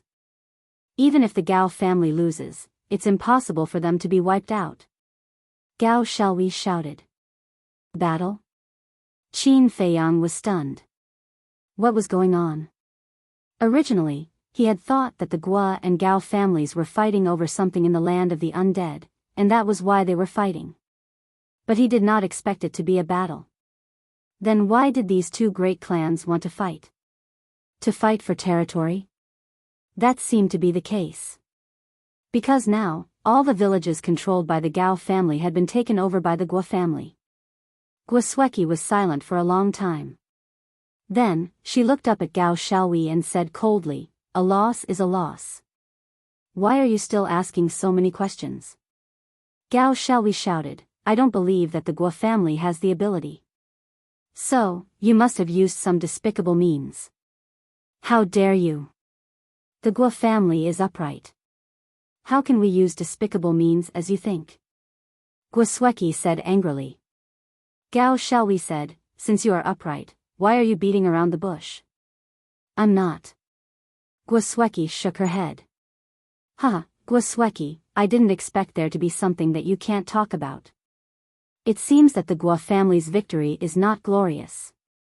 Gao Xiaohui laughed out loud, his face full of mockery. Hearing this, Guo Sueki clenched her fingers and said in a low voice, fine, I'll tell you. The reason why the Gao family was wiped out in the land of the dead was because of one person. Because of one person? Gao Xiaohui was stunned. She said angrily, who is so capable? Guo Sueki took a deep breath and said, my fiancé. Fiancé?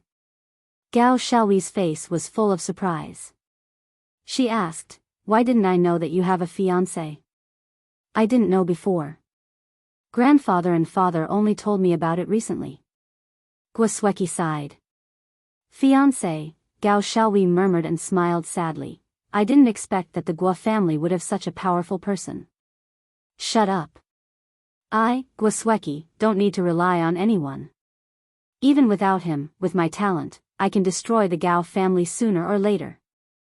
Guo Sueki shouted. Literature Center. Chapter 1932. Qin Dage, why do I feel like your fiancé is a disgrace in her eyes? Fire Lotus looked at Guo Sueki and asked suspiciously. She's not only an arrogant woman, she's also a very conceited and prideful woman. She doesn't want people to say that the Guo family relied on me to get rid of the Gao family. So, when Gao Xiaohui said that the Guo family had hooked up with a powerful person, to her, the word, hooked up, is a disgrace. Qin Feiyang smiled faintly. So you're saying that she's unhappy that you interfered with the Guo and Gao family in the land of the dead? Fire Lotus was stunned. Qin Feiyang nodded. She really doesn't know what's good for her. Fire Lotus shook her head. If it wasn't for Qin Feiyang, the final outcome would have been unpredictable. Actually, I don't care about any of this. I just want to know if the marriage contract is real or fake. But now it seems that Guo Sueki doesn't know either. Qin Feiyang frowned. Outside. Gao Xiaohui looked at Guo Sueki and said, I have no more questions, please give me a quick death. Okay. Guo Sueki nodded, the fire dragon divine sword in her hand emitted a destructive aura. However, just as she raised the fire dragon divine sword, just as Gao Xiaohui was about to die under the sword, she suddenly disappeared without a trace. Guo Sueki's arm froze, the fire dragon divine sword stopped in the air and immediately released her divine sense in all directions. At the same time, the black-robed man's expression changed greatly and he also released his divine sense. But the two of them searched tens of thousands of miles and didn't find the aura of a stranger, nor any traces of a spatial divine object. Miss, what's going on? The black-robed man ran in front of Guo Sueki and exclaimed. Strange, Guo Sueki didn't answer. She looked around at the void, her bright eyes full of suspicion. The Black Tortoise whirled. A woman suddenly appeared in front of Qin Feiyang and Fire Lotus. It was Gao Xiaohui. That was right. The person who saved Gao Xiaohui from Guo Sueki's sword was Qin Feiyang. At this moment, Gao Xiaohui also sized up this unfamiliar place with a look of surprise and bewilderment. Fire Lotus glanced at Gao Xiaohui and asked through telepathy, Qin Dage, why are you saving her again? Qin Feiyang secretly laughed and said, the heavens are virtuous. When Fire Lotus heard this, she pouted. Who are you? Where is this? At this moment, Gao Xiaohui retracted her gaze and looked at Qin Feiyang warily. Don't worry. If we wanted to harm you, we wouldn't have saved you just now. Qin Feiyang said with a smile. Gao Xiaohui did not let her guard down because of this. She asked curiously, why did you save me? I don't even know you. We really don't know each other, but saving a life is better than building a 7-floor pagoda. Just think of me as a good person. Qin Feiyang said. Good person? Gao Xiaohui sized up the two and said with a flattering smile, don't pretend. What is your purpose? Just tell me. In this world, who wasn't selfish? How could there be a good person? It's so hard to be a good person. It's really frustrating. Qin Feiyang shook his head.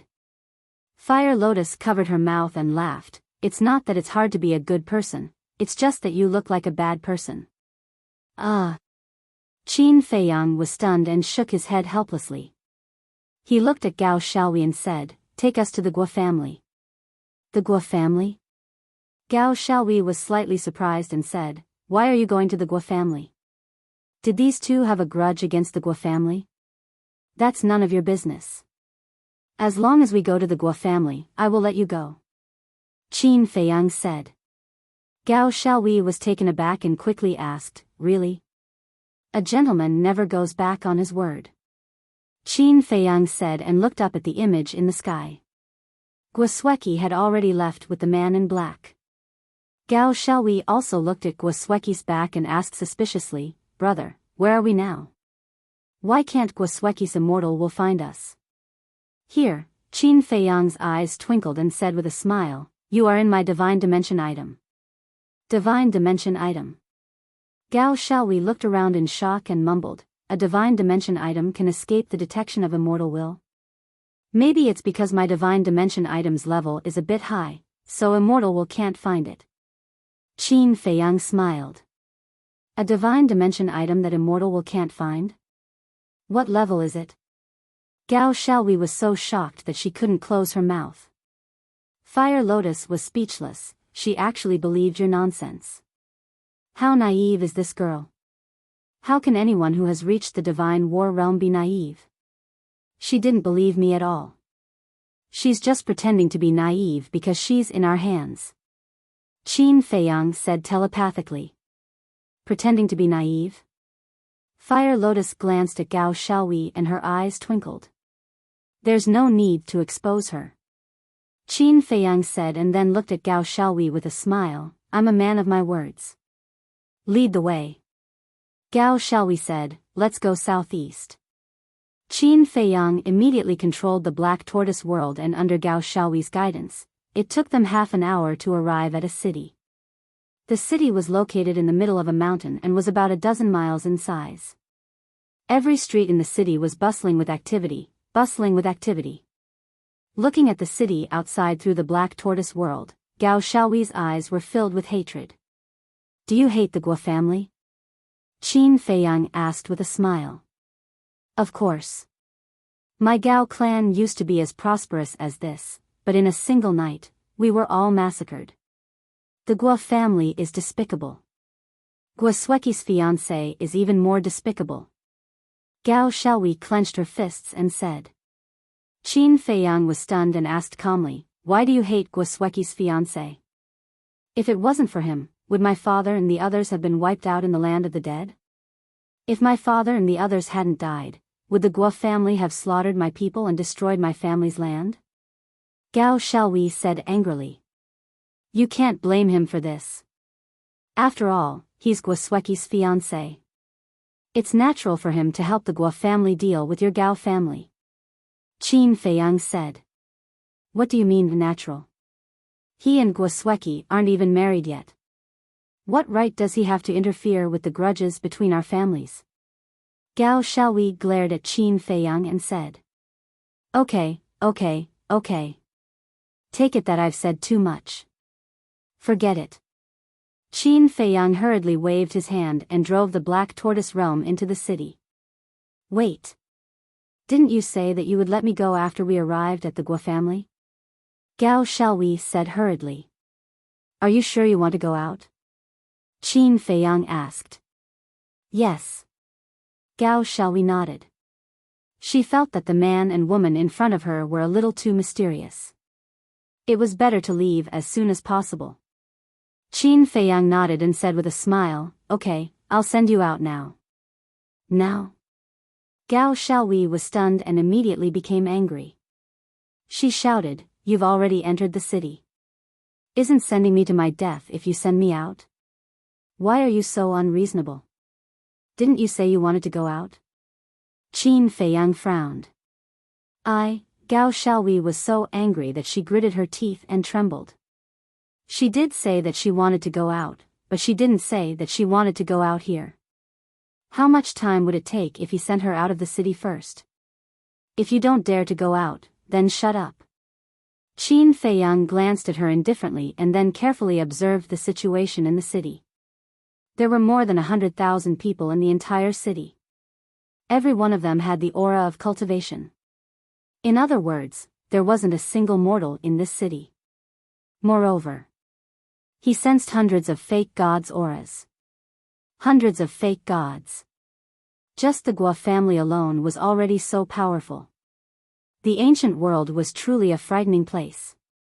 Qin Feiyang controlled the Black Tortoise realm and flew straight to the center of the city. Because in the central area, he sensed dozens of war gods' auras. One of them was especially terrifying. It was a perfect war god. Needless to say, the owner of this aura must be the Guo family's old patriarch. However, the old patriarch's aura revealed a trace of weakness. Very soon, Qin Feiyang controlled the Black Tortoise realm and landed in the sky above a courtyard.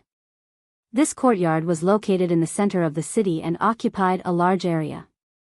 There was a small stream, a rockery, a pavilion, and a garden. Beside one of the rockery, there was a 2-story pavilion. The pavilion looked very old and the decorations were very simple, but it was very clean and tidy. It really surprised me, Qin Feiyang said with a smile. He thought that this place would be quite luxurious, but he didn't expect it to be so simple. The first impression it gave was quite good. That's not right. Why is this place different from what I've seen before? Gao Xiaohui's voice suddenly sounded. Qin Feiyang was stunned and turned to look at Gao Xiaohui. He saw Gao Xiaohui scanning the courtyard with a puzzled expression. What's different? Qin Feiyang asked suspiciously. I know the Guo family's situation very well. In the past, this place could be said to be filled with jewelry and splendor. Why has it become so simple now? What the hell is the Guo family doing? Are they hiding something? Gao Xiaohui shook her head with a puzzled expression. Filled with jewelry and splendor, what are they hiding? Qin Feiyang frowned. Gao Xiaohui's words were somewhat thought-provoking. Swish. Suddenly, a middle-aged man appeared in the courtyard out of thin air. It was Guo Zixiong. Father. Guo Zixiong walked to the front of the pavilion and called out softly. Creak. After a while, the door of the pavilion opened and a white-haired old man in black walked out slowly with a silver-white walking stick. Gao Xiaohui said, he is the old patriarch of the Guo family, Guo Shueqi's grandfather. Old patriarch, Qin Feiyang looked at the old man and Guo Zixiong, his eyes flickering. After the old patriarch came out, Guo Zixiong immediately went forward to support him and asked with concern, Father, how are your injuries? This Gao Guofang's strength is indeed not simple. Facing my attack, although he was not prepared at all, he still seriously injured me. The old patriarch sighed deeply and looked at Guo Zixiong with a smile. But don't worry, it's not a big problem. That's good. Guo Zixiong breathed a sigh of relief. The old patriarch asked, have you found Gao Guofang and Gao Xiaohui? Chapter 1933. Guo Zixiong said, I came here to report this matter to you, Father. Speak. The old patriarch said. Guo Zixiong said, Shueqi sent me a message saying that she found Gao Guofang and killed him. Good, good, good. That lass is indeed our Guo family's pride. The old patriarch was elated when he heard the news. Yes. Even though Gao Guofang's soul was damaged, his strength shouldn't be underestimated. Being able to kill him is enough to prove Shueqi's ability. Guo Zixiong said with a smile. It's all thanks to you, Father. The old patriarch laughed heartily.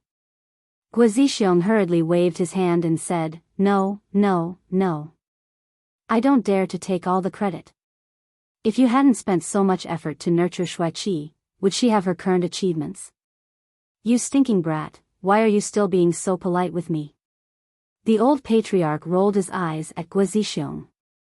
Guizixiong smiled embarrassedly and said, but what? The old patriarch was suspicious. The smile on Guizixiong's face disappeared, and he said solemnly, "Gao Xiaohui didn't die." What? Gao Guofeng died, so why didn't Gao Xiaohui die? Did Gao Xiaohui break through to the low-level war god realm?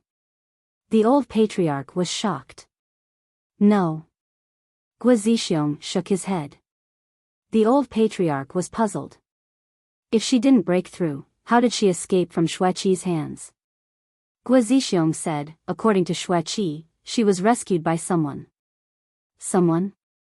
What does that mean? The old patriarch was puzzled. It means that Xueqi didn't see the person who rescued Gao Xiaohui. She didn't even see his shadow. He just disappeared into thin air. Guizixiong said. Disappeared into thin air. The old patriarch muttered. His gaze was gloomy. Suddenly, he thought of something and said in shock, could it be Gao Xiaolong? Impossible. If it was Gao Xiaolong, he would definitely kill Xueqi before leaving. However, the person who rescued Gao Xiaohui didn't make a move against Xueqi. Guizixiong shook his head. This is strange. If it wasn't Gao Xiaolong, who could it be? The old patriarch frowned. The Black Tortoise World. Qin Feiyang looked at Guizixiong and Gao Xiaolong on the screen and asked, Gao Xiaohui, who is Gao Xiaolong? Gao Xiaohui said, Gao Xiaolong is my older brother. Blood brother? Qin Feiyang was stunned. He turned to look at Gao Xiaohui and said, the person your grandfather asked you to find is him? That's right. My brother is much stronger than Guo. If my brother was here, the Guo family wouldn't dare to do anything to the Gao family even if they were given hundreds of guts.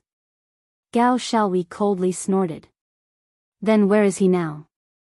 Qin Feiyang was suspicious. Gao Xiaohui replied, 9 Heavens Palace. 9 Heavens Palace? Qin Feiyang was stunned. He looked at the fire lotus and asked, where is the 9 Heavens Palace? I don't know either. Fire Lotus shook her head. What? You don't even know about 9 Heavens Palace? Are you people from this continent or not? Gao Xiaohui looked at the two of them in shock. Cough cough. Qin Feiyang coughed dryly and smiled. We siblings have been living in seclusion with our master since we were young, so we don't know anything about the outside world. Even if you live in seclusion, it's impossible for you not to know about 9 Heavens Palace. 9 Heavens Palace is very famous. In the entire northern region, who doesn't know about it? Gao Xiaohui said. Qin Feiyang said calmly, it's that famous? Of course. 9 Heavens Palace is the strongest force in the northern region. It can even be said that it's the ruler of the northern region. The disciples of 9 Heavens Palace, no matter where they go, they are respected by thousands of people. And my brother is a disciple of 9 Heavens Palace. When he returned home last year, he had already broken through to the high-level war god realm. Gao Xiaohui said proudly. So powerful? Qin Feiyang and Fire Lotus revealed a shocked expression, but they were pondering in their hearts. Outside. The old patriarch took a deep breath, raised his head and looked at Guizixiong. It's best if we can find Gao Xiaohui, but it doesn't matter if we can't. The most important thing now is to quickly take over the Gao family's territory. What about Gao Xiaolong? This person is a disciple of 9 Heavens Palace, and his talent is outstanding. Keeping him alive will always be a threat. Guizixiong asked. Gao Xiaolong, the old patriarch pondered for a moment, a cold light flashed across his eyes, and he sneered, don't worry, this old man has already made arrangements. Guizixiong was startled for a moment, then came to a realization, and laughed, father is indeed a treasured blade. Ha, The old patriarch laughed and said, "Go and do your work." "Yes." Guo Zixiong respectfully replied, then turned and left. "Wait." But suddenly, the old patriarch called out to Guo Zixiong again. Guo Zixiong turned his head and asked suspiciously, "Father, do you have any other orders?" The old patriarch said, "Is there still no news of Qin Feiyang?" "No." Guo Zixiong shook his head. "It's already been a few days, why is there still no news of him? Could it be that he has already died in that mountain range?" The old patriarch was bewildered. "I don't know," Guo Zixiong said. The old patriarch thought for a moment, then gritted his teeth and said, "No, this old man must go and take a look personally." "Father, you mustn't. There are ferocious beasts everywhere in that mountain range. Not to mention that you are injured now, even if you were in your peak condition, once you set foot in there, it would be difficult for you to escape unscathed." Guo Zixiong's face changed, and he hurriedly said, "Of course, this old man knows. But you know how important Qin Feiyang is to our Guo family. If something happens to him, then our efforts will be in vain." The old patriarch said in a low voice. "I know." Guo Zixiong nodded, and after a moment of silence, he smiled, "Father, how about this? You rest well, and I will go and look for him." "Okay." The old patriarch nodded and said, "You must find him, and make sure that he and Xueqi get married smoothly." "I understand." Guo Zixiong nodded. The old patriarch waved his hand, indicating for Guo Zixiong to leave, but then he suddenly said, "Oh, by the way, does Xueqi have any objections to this marriage?" Guo Zixiong sighed and said, "This lass is somewhat resistant to it. For the sake of our Guo family's future, even if she is resistant, she must get married. After all, that marriage contract was forged with great difficulty by imitating Qin Beishan's handwriting, and it was also with great difficulty that I managed to make Qin Feiyang believe it. So, we mustn't let this lass's stubbornness ruin all of our efforts." The old patriarch said. "I understand, and I will try my best to persuade her." Guo Zixiong nodded and replied. "Moreover, only Guo De, you, and I know whether the marriage contract is real or fake. You mustn't tell anyone else, especially Xueqi. Go." After the old patriarch spoke, he waved his hand. "I will take my leave." Guo Zixiong bowed respectfully, then turned around and left with large strides. This marriage contract is really fake. The Black Tortoise whirled.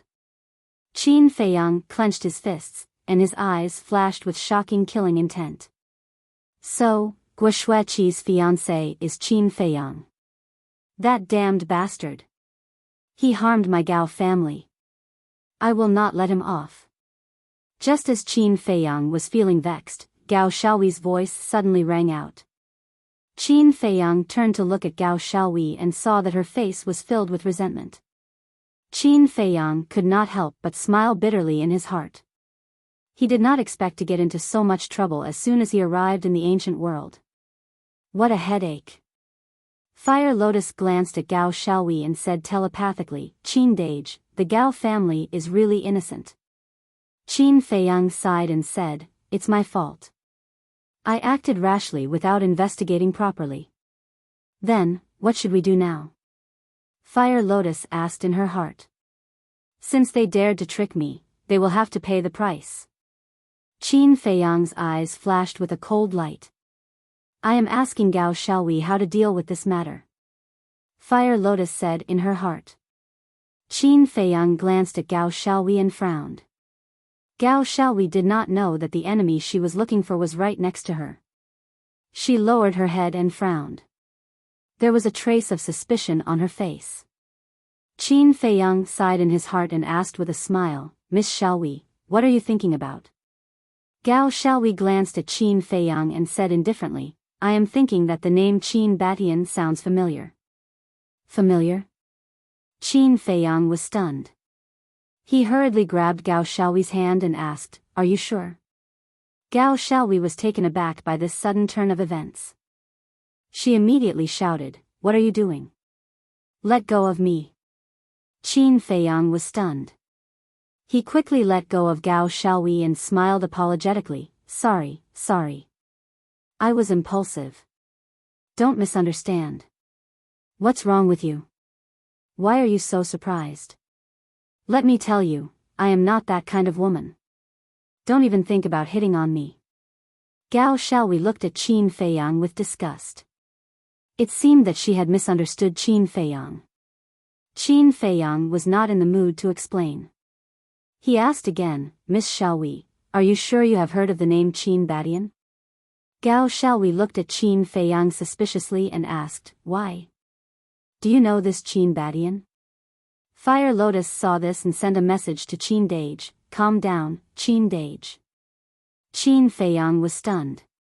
He cursed in his heart and almost lost his composure. He quickly composed himself and looked at Gao Xiaowei with a smile. This is the first time we have been born. How could we know Qin Badian? I just heard Guo Zixiong and the others talking about him. That's why I am curious about him. I see. Gao Xiaowei nodded and lowered her head to ponder. Qin Feiyang waited patiently. A moment later, Gao Xiaowei shook her head and said, I think I have heard this name before, but I can't remember where. Qin Feiyang controlled his temper and said with a smile, take your time. Don't worry. Gao Xiaowei fell silent again. Fire Lotus looked at Gao Xiaowei and sent a message, Qin Dage, didn't Guo Zixiong say that no one here knew your ancestor? Why does Gao Xiaowei have an impression of him now? If Gao Xiaowei really knows about my ancestor, it means that Guo Zixiong is lying to me. Qin Feiyang thought. That's right. They even dared to forge a marriage contract. What else can they not do? But what is the Guo family planning? Fire Lotus was suspicious. Qin Feiyang also had an indescribable irritation in his heart. I remember now. Gao Xiaowei's eyes suddenly lit up. She looked at Qin Feiyang and Fire Lotus and said, what did you remember? Qin Feiyang asked with a smile. He tried to make his tone and expression calm. Gao Xiaowei said, this Qin Badian, I heard Big Brother mention him before.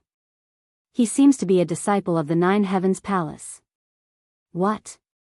Qin Feiyang froze. My ancestor was a disciple of the Nine Heavens Palace? This was too ridiculous. How could the founder of the great Qin dynasty lower himself to become a disciple of the Nine Heavens Palace? Absolutely impossible. Literature Center.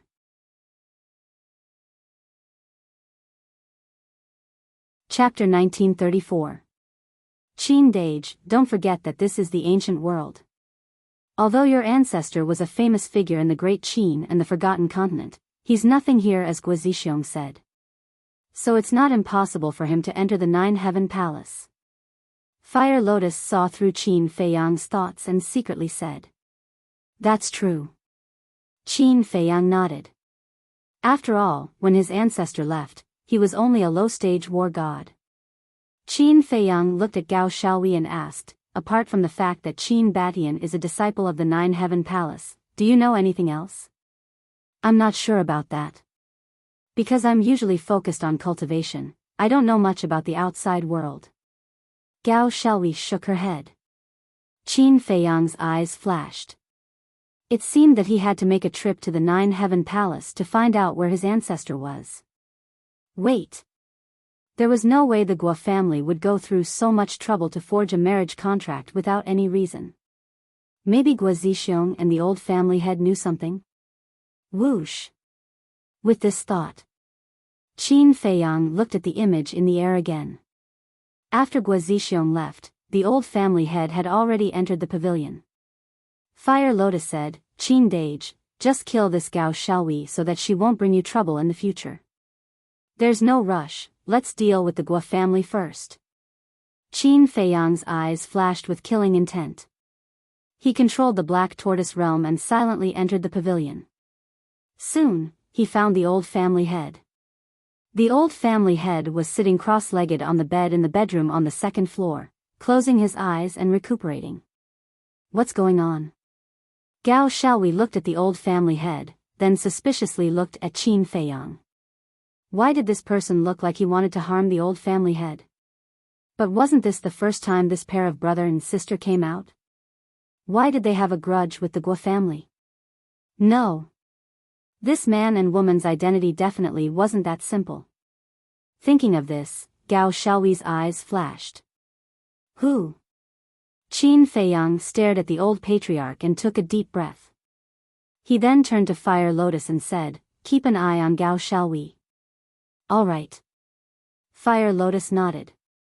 Qin Feiyang waved his hand, and the image in the void disappeared. Then, a blood-red sword light emerged from his palm. This, Gao Xiaoyi's body began to tremble. What was that?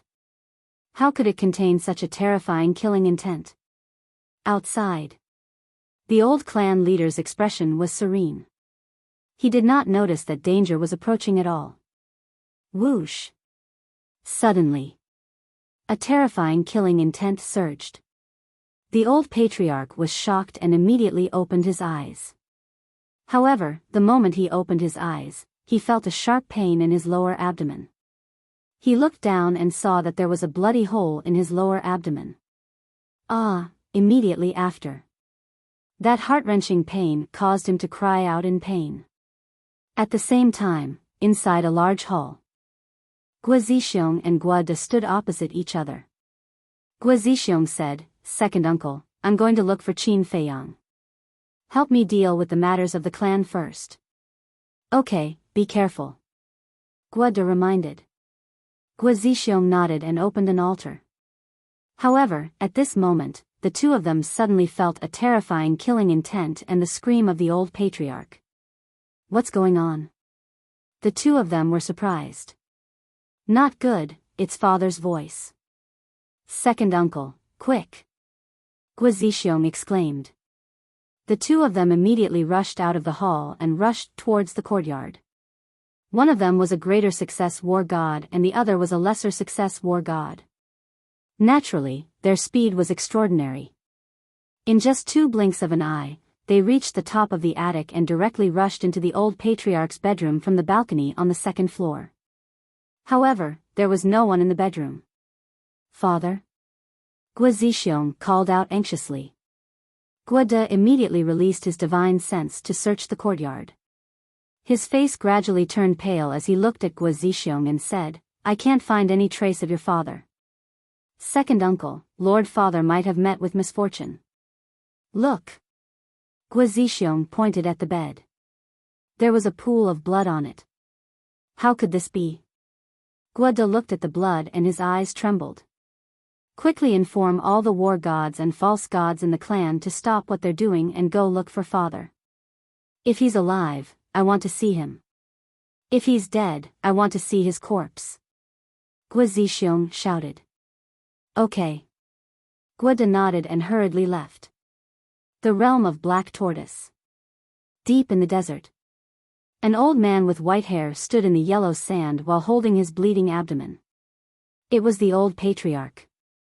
However, at this moment, he looked up at the sky, his eyes filled with shock and fear. In the sky, Qin Feiyang stood with his back facing the old patriarch with his hands behind his back. There was an image in the sky in front of him. The image was showing the scene inside the attic. He silently looked at Guo Zixiong in the image. His eyes were filled with coldness. "Who are you? What conflict do I have with you? Why do you want to harm me?" Seeing that Qin Feiyang didn't speak for a long time, the old patriarch shouted anxiously. Because Qin Feiyang's back was facing him, he didn't know that the person standing in front of him was Qin Feiyang. "Who am I?" Qin Feiyang murmured and said indifferently, "Haven't you been looking for me? Now that I'm standing in front of you, you still don't know who I am? Been looking for you? Are you crazy? Do I know you?" The old patriarch said angrily. Qin Feiyang waved his hand and the image disappeared. Then, he slowly turned around and faced the old patriarch. The old patriarch's eyes immediately widened in disbelief. Qin Feiyang said, "It seems that Guo Zixiong has already told you my appearance. You are Qin Feiyang. The old patriarch was shocked. Yes. Qin Feiyang nodded. Why is he in my Guo family? The old patriarch's eyes trembled and hurriedly said with a smile, so you are Feiyang. You are indeed a dragon among men. But Feiyang, why are you doing this? Why? Qin Feiyang raised the corner of his mouth and said with a smile, don't you know very well in your heart? This is bad. Could it be that he heard my conversation with Guizhixiong? The old patriarch's eyelids twitched, but he pretended to be innocent and said suspiciously, what do I know? What are you talking about? I don't understand. You don't understand? Qin Feiyang smiled. Even now, you're still playing dumb? He said, you spent a lot of effort to forge that marriage contract, right? Damn it. The old patriarch cursed secretly. Sure enough, he heard the conversation between him and Guizhixiong. But what was the reason for this? For this plan, they were careful at every step. How could this kid notice the clues? Qin Feiyang said, now, are you wondering why such a perfect plan was discovered by me? The old patriarch nodded instinctively. Because of the ancestor. Qin Feiyang said with a faint smile. The old patriarch said in surprise, you've seen Qin Badian? No. Even now, I still don't know whether the ancestor is alive or dead. Qin Feiyang said. The old patriarch said in surprise, then why do you say it's because of Qin Badian? It's very simple. The ancestor is such a wise person. It's impossible for him to leave behind such a ridiculous marriage contract. Therefore, when I first saw the marriage contract, I was already suspicious. But that marriage contract, you forged it so perfectly that it could be passed off as the real thing, so I didn't dare to make a judgment at that time. So, when I left the land of the dead, I found an excuse to leave in order to investigate the character of the Guo family. And the result was very disappointing. The Guo family bullied others with their power and had a notorious record. The ancestor didn't like people like you at all, let alone a marriage alliance with you. So, I began to believe that the marriage contract was fake. Coincidentally, I also met Guo Sueki and rescued Gao Xiaowei from her hands. Then, under Gao Xiaowei's lead, I sneaked into the Guo family. Speaking of which, this trip was really worth it. I just happened to hear your conversation with Guizhixiong. Qin Feiyang said with a smile. I see. The old patriarch muttered, his heart was also incomparably shocked. It was really terrifying to have such a scheming mind at such a young age. Now, I have a few questions. As long as you answer me truthfully, I can guarantee that you will have an intact corpse. Qin Feiyang said. The old patriarch collapsed on the ground powerlessly and said, I have nothing to say. If you want to kill me, just kill me. As expected, I still have to use the puppet technique. Qin Feiyang sighed. The old patriarch was stunned and asked in surprise, what is the puppet technique? A secret technique that can read other people's memories. Qin Feiyang smiled faintly and formed a seal with both hands. The puppet imprint quickly appeared and turned into a ray of light that shot into the old patriarch's head like lightning. However, it was also at this moment. The old patriarch smiled sinisterly and suddenly stood up. A wave of divine sense emerged and shattered the puppet imprint like a tide. Then, it charged towards Qin Feiyang. Puff! The puppet imprint shattered. Qin Feiyang immediately spat out a mouthful of blood and his face was a little pale. However, looking at the divine sense, he wasn't nervous at all. He shook his head and smiled. I forgot that after breaking through to the war god realm, divine sense and soul can leave the sea of consciousness. So, even if the sea of qi is destroyed, there is still a certain threat. It's too late to realize it now. Go to hell. The old patriarch laughed sinisterly. Sigh. You really won't cry until you enter the coffin. Qin Feiyang sighed and waved his hand. A blood-red light streaked across the sky and collided with the divine sense. Ah, The old patriarch immediately let out a miserable cry as his divine sense was completely shattered. How is this possible? His heart couldn't help but set off stormy waves. A mere low-level war god was actually able to easily obliterate his divine sense? Killing you is just a snap of a finger, so it's best to cooperate. Qin Feiyang smiled faintly and once again condensed the puppet imprint and rushed towards the old patriarch's head. Want to read this old man's memories? In your dreams. The old patriarch shouted. Divine sense once again emerged from the sea of consciousness and the puppet imprint was shattered again. Qin Feiyang suffered a backlash again. Blood flowed from the corner of his mouth and his brows were tightly knitted. It seems that the puppet technique wasn't very useful against a war god, especially against someone like the old patriarch whose cultivation was higher than his. If the other party kept resisting with divine sense, then the puppet technique wouldn't be able to control him at all. In other words, right now, he could only control people whose cultivation was weaker than him. I didn't expect that after breaking through to the war god realm, the puppet technique would be worse than before. Qin Feiyang sighed helplessly. Literature Museum. Chapter 1935. Before reaching the war god realm, as long as his sea of qi was destroyed, he could control the other party no matter how high their cultivation was. Because at that time, his soul hadn't evolved into a divine soul. But now, it was different. On one hand, he had to consider his cultivation. On the other hand, he had to consider his divine soul. In short, he couldn't use a divine art like the puppet art as easily as before. Even the seal of enslavement was the same, unless the other party was willing. Looks like I have to resort to some extreme measures. Qin Feiyang wiped the blood from the corner of his mouth and looked at the old patriarch with a smile. The Gao family must have suffered a terrible fate. What do you want to do? The old patriarch's body trembled as he roared. Since the Gao family is gone, there's no need for the Guo family to exist. I might as well help Gao Xiaoyi take revenge for the extermination of her clan. Qin Feiyang faintly smiled. The old patriarch glared at Qin Feiyang and said, don't forget that you have something to do with the destruction of the Gao family.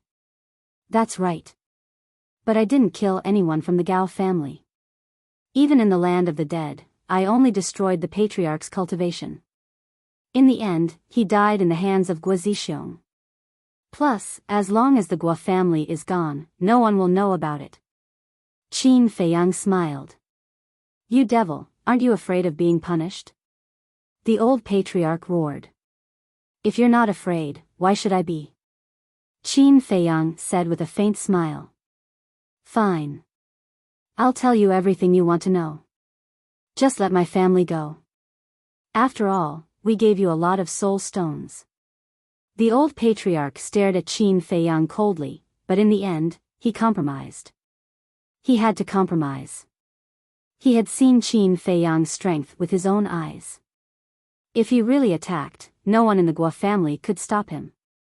Don't make it sound so righteous. If you didn't want to harm me, why would you give me soul stones? Even if I kneel on the ground and beg you, you won't give me a single soul stone. But then again, I really have to thank you. If it weren't for the soul stones you gave me, I wouldn't have been able to break through to War God so quickly. Now, I'm afraid I can only be at your mercy. Qin Feiyang said with a smile. Hearing this, the old patriarch was so angry that he vomited blood. His intestines were green with regret. If he had known this would happen, he would never have given this human soul stone to him. He sat weakly on the ground and said, Ask away. I asked you to answer before, but you didn't. Now, I don't want to ask anymore. It's a waste of time. Qin Feiyang formed another seal, and the puppet imprint appeared once more. Stop resisting, or I'll really slaughter your Guo family. After saying that, Qin Feiyang waved his hand, and the puppet imprint pierced through the void and disappeared into the old patriarch's head. The old patriarch hesitated for a moment before finally giving up on resisting. Very soon, the puppet technique was completed. Qin Feiyang did not delay and immediately began to read the old patriarch's memories. The old patriarch immediately howled miserably like a pig being slaughtered. He felt as if his soul was being forcefully torn apart. Gradually, Qin Feiyang's face was filled with joy. Soon, that joyful expression turned into one of ecstasy. Finally. Qin Feiyang could not help but laugh and cry. At the same time, inside the ancient castle, Tantai Li and Qin Rushwang had already woken up from their seclusion. The mother and daughter stood together with a look of anticipation and nervousness. Suddenly, an invisible force enveloped them. The mother and daughter both appeared beside Qin Feiyang. Feiyang, the two of them looked at Qin Feiyang. They wanted to ask, but did not dare to. Qin Feiyang stopped laughing, looked at the mother and daughter with tears in his eyes, and said, "Great-grandmother, the ancestor, he. What happened to him?" Tantai Li hurriedly asked. Qin Feiyang's tone was choked, and there was a trace of grief on his face. Qin Rushwang urged, "Feiyang, what happened? Hurry up and tell us." Ancestor." Qin Feiyang lowered his head, a trace of grief creeping onto his face. "Could it be that father, impossible, if father is dead, why did you laugh so loudly before?" The mother and daughter looked at Qin Feiyang, their faces pale. Qin Feiyang lowered his head and said, "I laughed because the ancestor was indeed in the ancient realm, but now, hearing this, the mother and daughter immediately collapsed powerlessly. Their expressions were filled with grief. I'm teasing you, the ancestor is still alive now." Qin Feiyang laughed loudly. "Alive?" Their eyes trembled. Qin Feiyang squatted on the ground, grabbed their hands, and said, "This time I'm not teasing you, the ancestor is really still alive." "You bastard, how can you joke about such an important matter?" The mother and daughter looked at each other and were immediately furious. They raised their fists and hammered Qin Feiyang's body like a storm. Qin Feiyang did not resist and looked at the mother and daughter with a smile on his face. He was very happy that the ancestor was not dead. Because the ancestor had always been his goal, and it could even be said that he worshipped and idolized him. However, the two women in front of him were definitely happier than him. On the side, the old patriarch looked at Qin Feiyang and the other two, his eyes constantly flickering. Suddenly, he got up and ran for his life without looking back. Seeing this, the mother and daughter finally calmed down and hurriedly reminded Qin Feiyang. Qin Feiyang waved his hand and smiled. Not to mention now, the old patriarch's cultivation was crippled. Even if his cultivation was still there, the entire Black Tortoise realm was his. Where could he run to? There was no need to care at all. The mother and daughter looked at each other and looked at the old patriarch's back, and could not help but sympathize. Qin Rushwang asked, "Feiyang, where is father now? How long will it take to find him?" This, on the contrary, Qin Feiyang became hesitant. "What's wrong? Are you trying to scare us again? I'm telling you, if you do this again, I won't let you off easily." Tantai Li raised her eyebrows. No. Qin Feiyang hurriedly waved his hand and sighed. "To tell you the truth, the old patriarch doesn't know much." "What do you mean?" The mother and daughter became nervous again. "Don't be so nervous. Back then, the ancestor never returned after leaving the Guo family. Therefore, Guo Zixiong and the old patriarch only know some rumors about the ancestor." Qin Feiyang said. "What rumors?" Tantai Li asked. "It is said that the ancestor entered the Empyrean Palace back then and made a name for himself. It can be said that during that period, no one did not know the ancestor's name." Qin Feiyang said. "Since he is so famous, why did that child named Gao Xiaoyi only remember him after thinking for a long time? And he knows so little?" Tantai Li was puzzled. "This is because, as early as 6,000 to 7,000 years ago, our ancestor had already disappeared without a trace. There are rumors that the ancestor is in seclusion. There are also rumors that the ancestor became a core figure of the Empyrean Palace and did not appear in the world. There are even rumors that the ancestor went to travel the continent. Think about it, the ancestor disappeared 6 to 7,000 years ago. Gao Xiaowei was not even born at that time, so how could she know?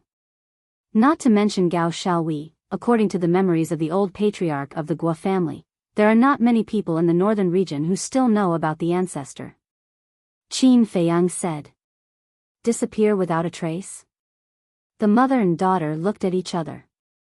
Qin Rushuang said, then the clues are broken again? Moreover, how can a person disappear unless he is dead? You have to believe in the ancestor. With his ability, it is absolutely impossible for him to die. As for the clues, they will not be broken. Qin Feiyang said with a smile. What do you mean? Qin Rushuang was suspicious. Others may not know the whereabouts of the ancestor, but the upper echelons of the Empyrean Palace will definitely know. Qin Feiyang said. Yes, yes, yes. Since father has stayed in the Empyrean Palace, then the people of the Empyrean Palace will definitely know his whereabouts. Feiyang, let's go to the Empyrean Palace immediately. Qin Rushuang urged. Look at how anxious you are. Qin Feiyang smiled helplessly and sighed. The Empyrean Palace is not a place that everyone can enter. Qin Rushuang and Tantai Li looked at each other and looked at Qin Feiyang suspiciously. Let me explain it to you like this. The Empyrean Palace's position in the northern region is equivalent to the imperial capital of the Great Qin Empire and the Great Tower of the Forgotten Continent. One must go through layers of tests before one can enter. And those who can enter the Empyrean Palace are basically the favored ones of the heavens. Therefore, this matter cannot be rushed. Qin Feiyang said with a smile. Hearing this, Tantai Li looked at Qin Rushuang and smiled bitterly. It seems that there is still a long way to go before we can find and reunite with your father. Qin Rushuang clenched her fists and said firmly, no matter how difficult it is, I must find him. Tantai Li rubbed Qin Rushuang's head and felt sorry for her. Then, she looked at Qin Feiyang and asked, why did the Guo family forge the marriage contract? Because of ambition. The Guo family is not willing to continue struggling at the bottom of the ancient world, so they want to use me to establish a relationship with the ancestor. Because with the ancestor's position in the Empyrean Palace, as long as I marry Guo Sueki, it will be equivalent to having the Empyrean Palace as a backer. Even if the ancestor is not in the Empyrean Palace now, with the ancestor's prestige, the Guo family can still reap many benefits. The most important thing is the purple gold dragon blood. Qin Feiyang said. Purple gold dragon blood? The mother and daughter frowned. Yes. The purple gold dragon blood flowing in the ancestor's body is no longer a secret in the northern region. There are even rumors that the reason the ancestor has such heaven-defying talent and can rise in such a short time is entirely because of the purple gold dragon blood. Therefore, the Guo family wants me to marry Guo Sueki and give birth to a few descendants with the purple gold dragon blood. In this way, the Guo family can still rise even without the ancestors and my help. Qin Feiyang said. Huh, so that's how it is. The Guo family is really scheming. They are completely using you as a tool to give birth to children. Qin Rushuang covered her mouth and laughed. Qin Feiyang's face was full of helplessness. Tantai Li said, does Guo Sueki know about this? No. Qin Feiyang shook his head. She can't even control her own marriage. She doesn't even know anything. What a pitiful child. Tantai Li shook her head and sighed. After pondering for a while, she said, by the way, how is the relationship between your ancestor and the Guo family? Literature Museum.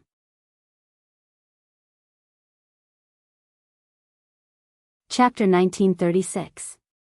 Qin Feiyang pondered for a while and frowned. I can't explain their relationship.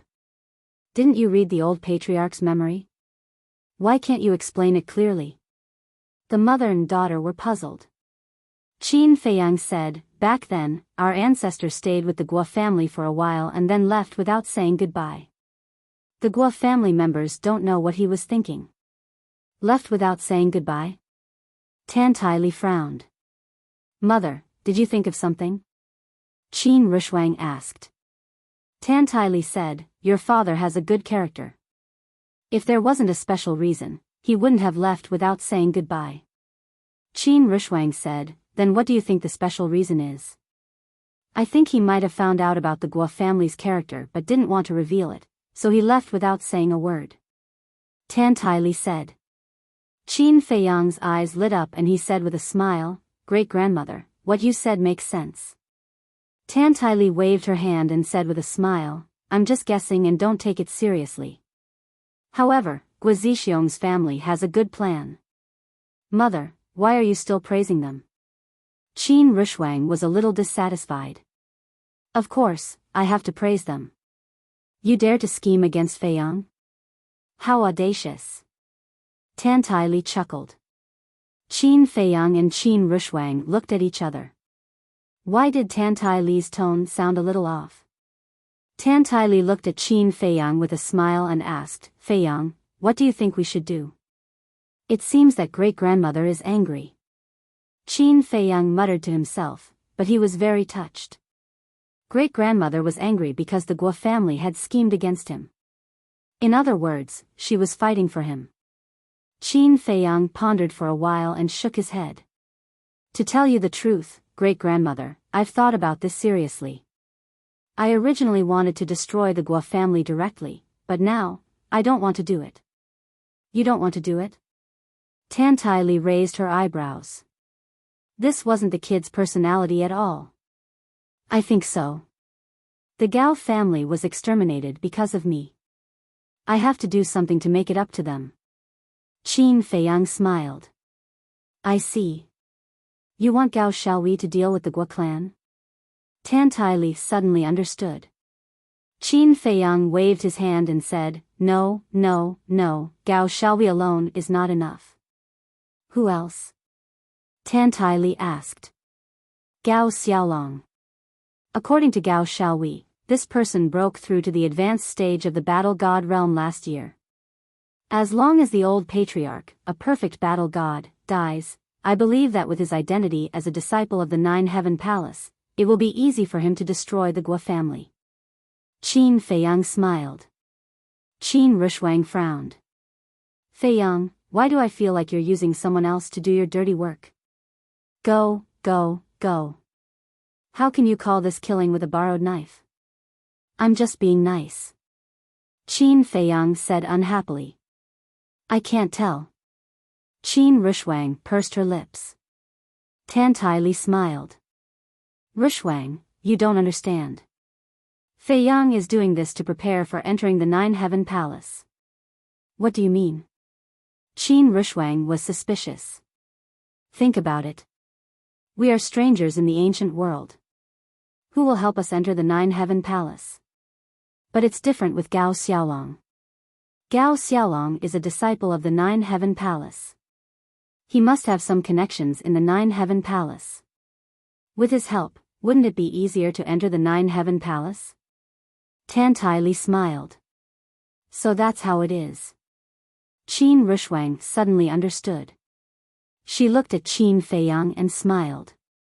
In other words, you're trying to curry favor with others? Can you not make it sound so bad? This is not a waste of resources. Qin Feiyang was speechless. Yes, yes, yes. What you said makes sense. Qin Rushwang rolled her eyes and frowned. But I'm thinking, is this necessary? Father has such a high status in the Nine Heaven Palace. As long as we show our identity, won't the people of the Nine Heaven Palace come to welcome us? You're thinking too simply. As the saying goes, the tallest tree in the forest will be destroyed by the wind. Our ancestor was so talented that he must have aroused the jealousy of many people. Moreover, we don't know what's going on with our ancestor. So, at this time, if we reveal our identity in advance, it might backfire. Qin Feiyang said. Rushwang, do you see? This is the brain. Every time you do something, you have to consider all aspects. Otherwise, one wrong step will result in your death. Tan Tai Li said. Qin Rishwang pouted and said unhappily, Mother, continue to praise him. Be careful not to praise him to the heavens. All right. Fei Yang, do as you see fit. Send us to the castle. Tan Tai Li smiled. Okay. Qin Fei Yang nodded. With a wave of his hand, the two disappeared. Then he released his perception and a cold smile crept up the corner of his mouth. Somewhere in the desert. As the old patriarch ran for his life, he looked around in bewilderment. What the hell is this place? Other than the sandstorm, there was nothing. Are you tired? If you're tired, take a rest. Suddenly, a teasing voice sounded. The old patriarch's gaze trembled. He looked up and saw Qin Fei Yang standing in the air with a playful look in his eyes. Don't kill me, okay? The old patriarch knelt on the ground powerlessly, his face full of despair.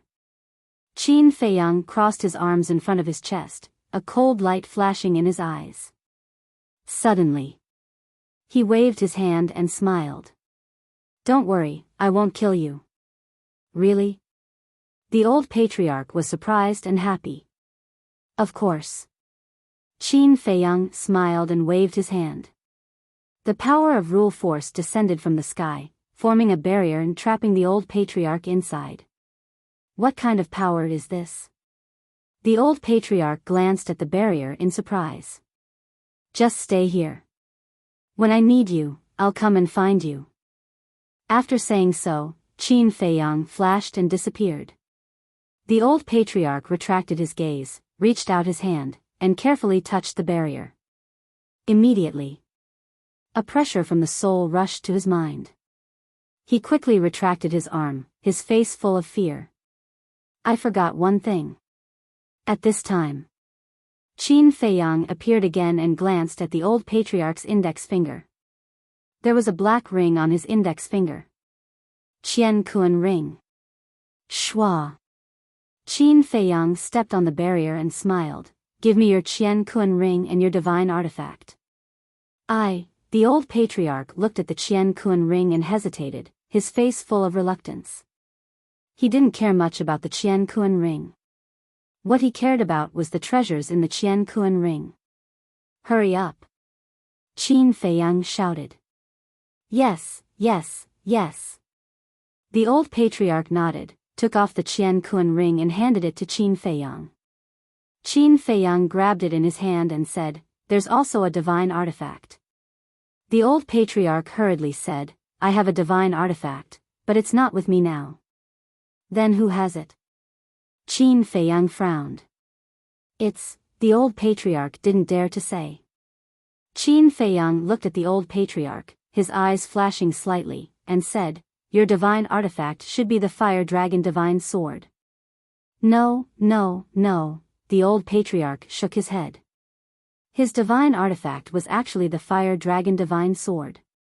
The reason why he denied it was because he was afraid that Qin Fei Yang would find trouble with Guosweki. Fire dragon divine sword, high-grade divine artifact. To be honest, I don't like it. Qin Fei Yang smiled disdainfully, took out a spirit sea pill, threw it to the old patriarch, and disappeared without a trace. The old patriarch was stunned. Why did he give him the spirit sea pill? Wasn't he afraid that his Qi Si would recover and break the barrier and escape? The land of the demons. The herb field. Fire Lotus and Gao Xiaohui sat in the courtyard of the herb field, chatting and laughing, and got along very well. Gao Xiaohui looked outside the courtyard, at the swaying herbs, and said in surprise, Fire Lotus sister, such a big herb field, is it all yours? Yes. Fire Lotus nodded.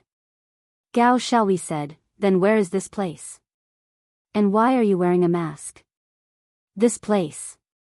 Fire Lotus looked around and said with a smile, A very magical place. As for the mask, it's because I'm too smelly, and I don't want to scare people.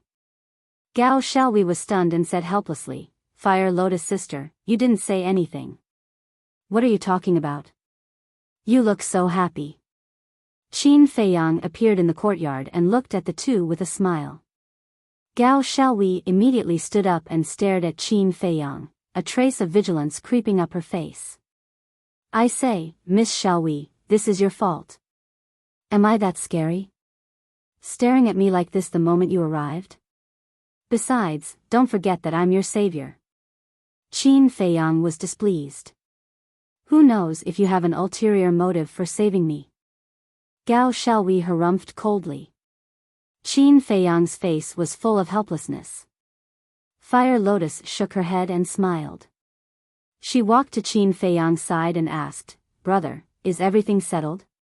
Brother? Qin Feiyang was stunned. Why did she call him so affectionately? Didn't you say to Gao Xiaowei that we're brother and sister? Then, in front of her, of course I have to call you brother. Fire Lotus transmitted her voice. Qin Feiyang was stunned, then he laughed involuntarily and nodded, everything is settled. Then what's next? Fire Lotus asked. Next, Qin Feiyang pondered for a moment, then looked at Gao Xiaowei. Your brother Gao Xiaolong is in the Nine Heavens Palace, right? Yes. Gao Xiaowei nodded. Qin Feiyang said, Good, I'll send you to the Nine Heavens Palace now. You're sending me to the Nine Heavens Palace? Gao Xiaowei was stunned, then she waved her hand. Thank you for your kindness, but there's no need, I can go by myself. You really don't need to guard against me like this. On the contrary, the one you should be worried about is your brother. Qin Feiyang said. Gao Xiaowei sneered, My brother is a disciple of the Nine Heavens Palace, why should I be worried about him? I say you're stupid, you're really stupid. Didn't you hear the conversation between the old patriarch and Guozixiong? At that time, Guozixiong mentioned your brother, saying that your brother is a threat. Does that mean he wants to get rid of your brother? But the old patriarch told Guozixiong not to worry, saying he has his own plans. What do you think the old patriarch's plans are? Qin Feiyang teased. This, Gao Xiaowei was dumbfounded. Qin Feiyang said, Let me tell you, there is only one plan, and that is to spend money to buy your brother's life. Now, tell me, should I be worried about your brother? Yes, yes, yes, Gao Xiaowei nodded repeatedly, then looked at Qin Feiyang in a daze, asking, Then, what should I do now? Literature Museum.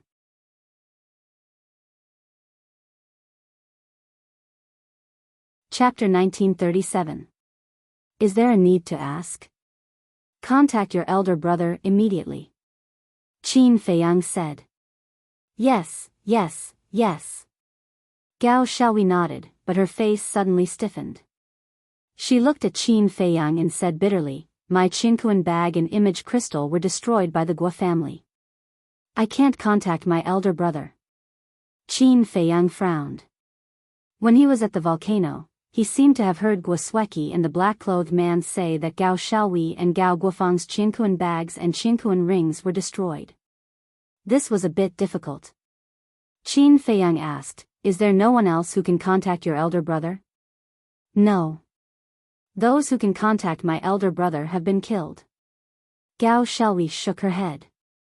Qin Feiyang pondered for a while and said, It seems that we can only go to the Ninth Heaven Palace first and find a way to find your elder brother. Then let's go quickly. Gao Xiaowei urged.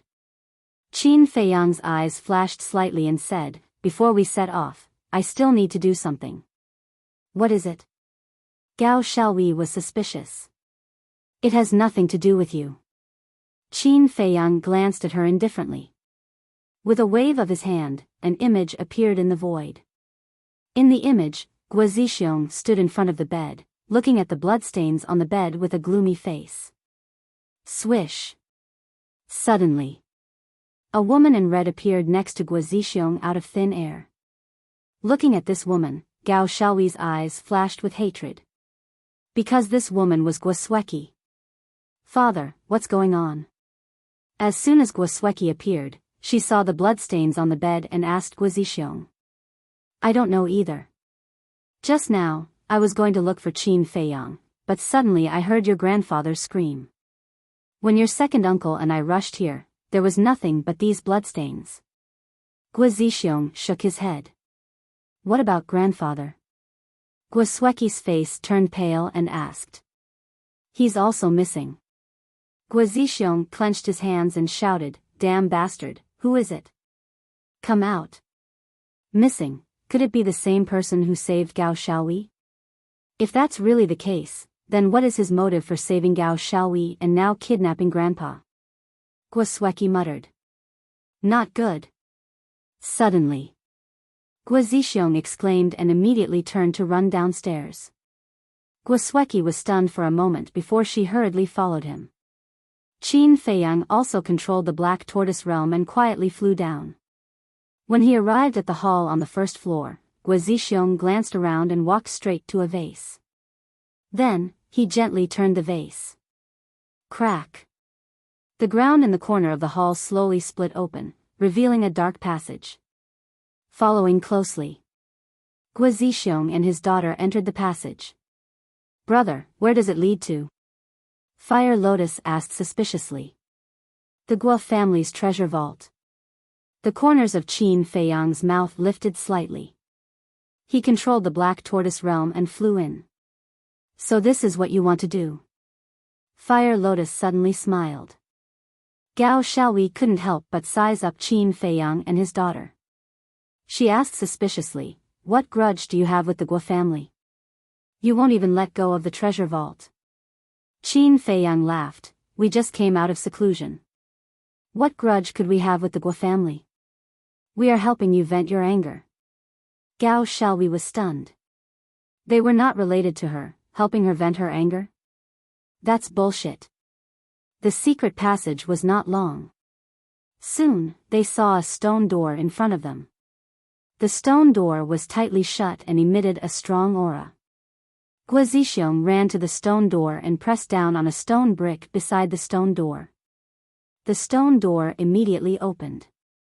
A secret room about 100 feet wide appeared in front of them. Inside the secret room, there were rows of iron shelves neatly placed on top of which were thousands of Qinkuan bags. So many Qinkuan bags, how many treasures are there? Fire Lotus was dumbfounded.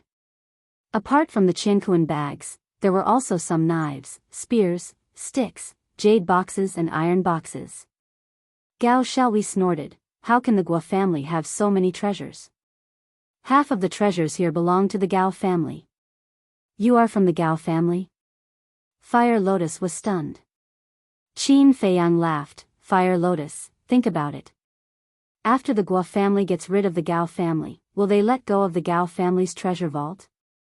Fire Lotus was slightly taken aback and laughed, Looks like we are quite lucky to get the treasures of two families. Qin Feiyang was also full of smiles. There must be a lot of soul stones and divine crystals here. Wait. Didn't you say you would help me vent my anger? But why does it sound like you want to take all the treasures here? Gao Xiaowei hurriedly said. Qin Feiyang said, Since we are here, we must take them all. No. If you are helping me vent my anger, then you should return the treasures to the Gao family. Gao Xiaowei said. Qin Feiyang and Fire Lotus were stunned. Return? Was this woman really that naive? How could she think like that? Qin Feiyang said with a smile, Miss Xiaowei, don't think too much. The things here have nothing to do with you. You, Gao Xiaowei glared at Qin Feiyang. This bastard was a bandit. In the secret chamber. Guo Zixiong checked around and finally let out a long breath. He looked at Guo Sueki and smiled, Fortunately, nothing is missing. Let's go out and find your grandfather. Okay. Guo Sueki nodded. The father and daughter turned and walked out of the treasure vault. After closing the stone door, they left directly, unaware that the person they were looking for was in the treasure vault. The treasure vault. Qin Feiyang was standing in front of an iron shelf, holding a Qinkuan bag and looking down. Fire Lotus was also holding a jade box in her hand, looking curiously at the things inside. Gao Xiaohui looked around, her eyes darting around. Suddenly, her eyes were fixed on a row of iron shelves behind her. On the third level of the iron shelf, there was a black iron box, about the size of a palm, rusty and inconspicuous. But looking at the iron box, Gao Xiaohui's eyes lit up. She glanced at Qin Feiyang and Fire Lotus. Seeing that both of them had lowered their heads, she pretended to be indifferent and walked to the iron shelf, reaching out to grab the iron box and quietly put it in her arms. "What are you doing?" But just when she thought that no one would notice, Qin Feiyang's suspicious voice sounded behind her. Gao Xiaohui's body stiffened. She slowly turned her head around and saw that Qin Feiyang was already standing behind her. At that moment, he was looking at her with a pair of ridiculing eyes. "I didn't do anything." Although Gao Xiaohui tried hard to remain calm, there was still a hint of panic in her expression. "Nothing? But why do I see that you seem to be holding an iron box?" Qin Feiyang said teasingly. When Gao Xiaohui heard this, she subconsciously covered her chest. Wasn't this equivalent to confessing without being pressed? But when Gao Xiaohui realized this, it was already too late. Qin Feiyang stretched out his hand and said with a smile, "It's not good to be a thief, hand it over." "Do you have any shame? You're obviously a thief, and you still have the cheek to say that to me? Besides, there are so many treasures here, what's wrong with me only taking an iron box?" Gao Xiaohui's almond-shaped eyes widened in anger.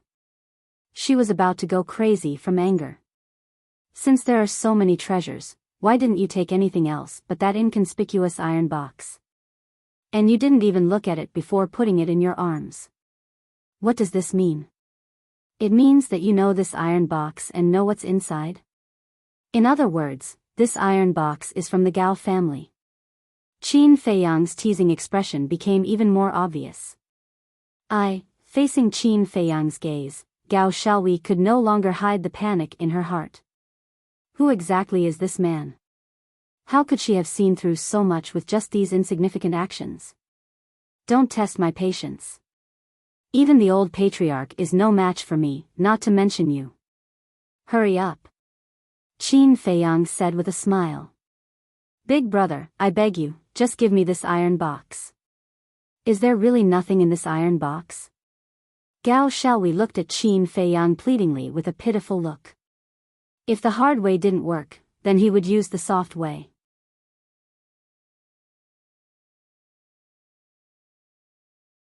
Chapter 1938. Qin Feiyang didn't say anything. He just looked at her with a smile. She wouldn't budge. Seeing this, Gao Xiaohui decided to act shamelessly. She stuck out her chest, raised her back, and glared at Qin Feiyang. "Search me if you dare." "Hey! Do you think I don't dare?" After Qin Feiyang finished speaking, he grabbed Gao Xiaohui's arm with one hand. His other hand reached into Miss Gao's bosom with lightning speed and took away the metal box. Gao Xiaohui was dumbfounded. Then, her cheeks turned red. "Bastard, hooligan, how dare you ruin my innocence, you scoundrel. I'll kill you." However, just as Gao Xiaohui pounced towards Qin Feiyang with bared fangs and brandished claws, Huolian stepped in front of Qin Feiyang. With bone-chilling coldness in her eyes, she coldly said, "Miss Gao Xiaohui, don't push your luck." Looking at Fire Lotus's eyes, Gao Xiaohui couldn't help but feel a sense of fear. She felt as if she was facing the god of death. This was completely different from the Fire Lotus she had seen before.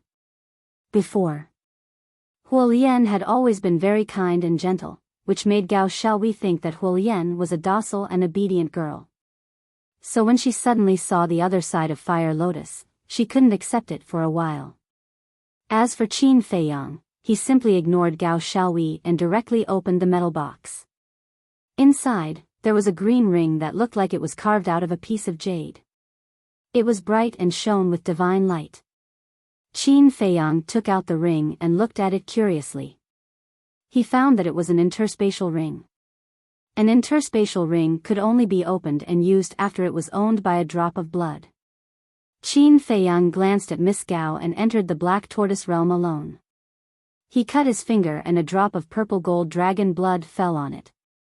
Immediately, the interspatial ring emitted wisps of blurry purple gold light. He had to keep the fact that he had the purple gold dragon blood a secret for now. After Qin Feiyang recognized him as the owner, he immediately checked the Cosmos Ring. When he saw the things inside the Cosmos Ring, a trace of pleasant surprise appeared on his face. The interspatial ring was filled with soul stones. He estimated that there were at least 3,000 to 4,000 of them. No wonder Gao Xiaowei wanted the metal box so badly. It turned out that there were so many soul stones hidden inside. Whoosh! After Qin Feiyang sent the soul stone to the castle, he took a look at the old patriarch's interspatial ring. Aside from some pills, there were also a few hundred soul stones. There were more than 2,000 divine gems. Qin Feiyang also sent them to the castle. He would count them when he had time. Subsequently, with the emerald interspatial ring in his hand, he reappeared in the treasury. As soon as Qin Feiyang appeared, Gao Xiaowei stared at the interspatial ring in his hand. Fire Lotus asked suspiciously, "Brother, what's inside?" 3,000 to 4,000 soul stones. Qin Feiyang smiled. "So that's how it is," Huolian said with a smile. Qin Feiyang said, "Let's see if there are any other soul stones." "Okay." Fire Lotus nodded. The two of them immediately got busy. They checked while sweeping through the items. Of course, they only checked briefly. After all, there were so many interspatial bags and boxes. If they counted them one by one, they didn't know how long it would take. Gao Xiaowei, on the other hand, could only watch angrily the whole time. In the end, the entire treasury was swept clean by Qin Feiyang and Fire Lotus. Most of the items in the interspatial bags were herbs. The jade box and the metal box were mostly battle arts and divine arts. And the sabers, spears, sticks were also divine artifacts. However, there weren't many divine arts or divine artifacts in them. Of course, they wouldn't know the details until they counted them. They also found a lot of divine gems, at least 100,000. But they didn't find a single soul stone. In other words, there were only 3,000 to 4,000 soul stones in the entire treasury. Miss Xiaowei, there are thousands of villages under your Gao family and Guo family's rule. They give you offerings every year. This number is not small. But why are there only so few soul stones you have accumulated over the years? Qin Feiyang walked to Gao Xiaowei and frowned. What do you know? Both of our families have dozens of war gods and hundreds of false gods. Each of them needs soul stones. The soul stones handed over by those villages aren't enough for us, so it's not easy to accumulate 2,000 to 3,000, 3,000 to 4,000. Gao Xiaowei snorted. That's true. Qin Feiyang nodded, thought for a moment, and said, "Then this time, why did you two families want to fight?" The Guo family provoked the battle. According to our investigation, it seems that the Guo family gave the soul stones to someone and didn't have any savings, so they wanted to challenge our Gao family. The loser will hand over all their savings and territory. Gao Xiaowei said. I see. Qin Feiyang was enlightened. Fire Lotus snickered. Qin Dage, so you're the fuse of this battle. Me? Qin Feiyang was dazed. Yes. Didn't you hear what Gao Xiaowei said? The Guo family challenged the Gao family because they gave the soul stones to someone? Fire Lotus thought. Qin Feiyang was shocked, then he couldn't help but smile wryly. Thinking about it, it did seem to be the case. The Guo family gave the soul stones to him, so they must be looking for soul stones, so they targeted the Gao family. Fire Lotus smiled and said, you don't have to blame yourself, because the Guo family and the Gao family are the same. That makes sense. Qin Feiyang smiled and glanced at the treasury again. Seeing that there was nothing left, he threw the yin and yang ring to Fire Lotus. What are you, Fire Lotus caught the yin and yang ring with a shocked expression. Qin Feiyang smiled and said, "You've been running all over the place with me. No matter what, I have to give you some compensation." Compensate? Fire Lotus was stunned, then she teased, "Aren't you afraid that your sister-in-law will be jealous?" Jealous? How is that possible? Your sister-in-law is knowledgeable, gentle, and considerate. Qin Feiyang smiled and took the two back to the Black Tortoise realm. Then, he used the Black Tortoise realm to break through the secret chamber, rushed out of the underground, and flew into the sky. The attic also shattered with the sound. Fire Lotus gladly accepted the gift. However, Gao Xiaowei, who was standing at the side, was extremely displeased. Because the yin and yang ring belonged to the Gao family. After Qin Feiyang left with the Black Tortoise realm, Guozixiong and Guosueki both landed in the sky above the courtyard. Looking at the destroyed pavilion and the large hole in the ground, his entire body emitted a monstrous murderous aura. Then, the two of them entered the treasure vault through the hole. Looking at the empty treasure vault, the anger in their hearts instantly exploded. The treasury had actually been ransacked. Sueki, give the order immediately. No matter who they are, no matter where they are, find them and make them pay. Guozixiong roared. Yes. Guosueki nodded, glanced at the treasury, and left with a gloomy face. P.S. Late update, late blessing. I wish everyone a happy Lantern Festival. By the way, there are 3 chapters tomorrow.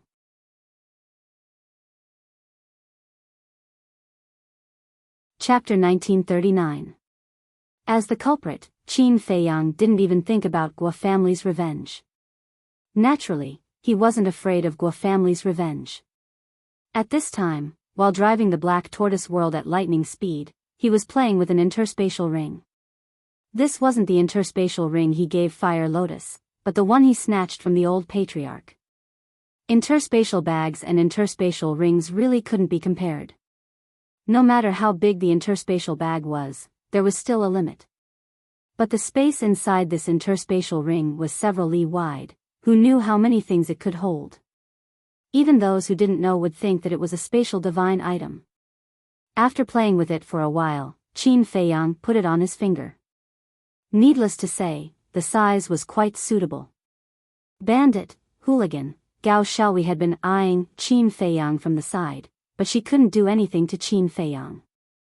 Fire Lotus also wore an interspatial ring and asked, "Brother, do you know the location of the 9 Heavens Palace?" "Yes. It's in the old patriarch's memories." Qin Feiyang nodded. "How far is it?" Fire Lotus asked. "Quite far. At our current speed, it'll take at least a few years. We can't even teleport an altar there." Qin Feiyang said. "So far?" Fire Lotus raised her eyebrows. "Yes. This northern domain is really big." Qin Feiyang smiled and led the two out of the Black Tortoise world, immediately activating an altar. Although he didn't have a teleportation altar, the old patriarch's interspatial ring had more than a dozen altars. The 3 stepped onto the altar and descended in the air above a mountain. Following closely, Qin Feiyang took out another altar.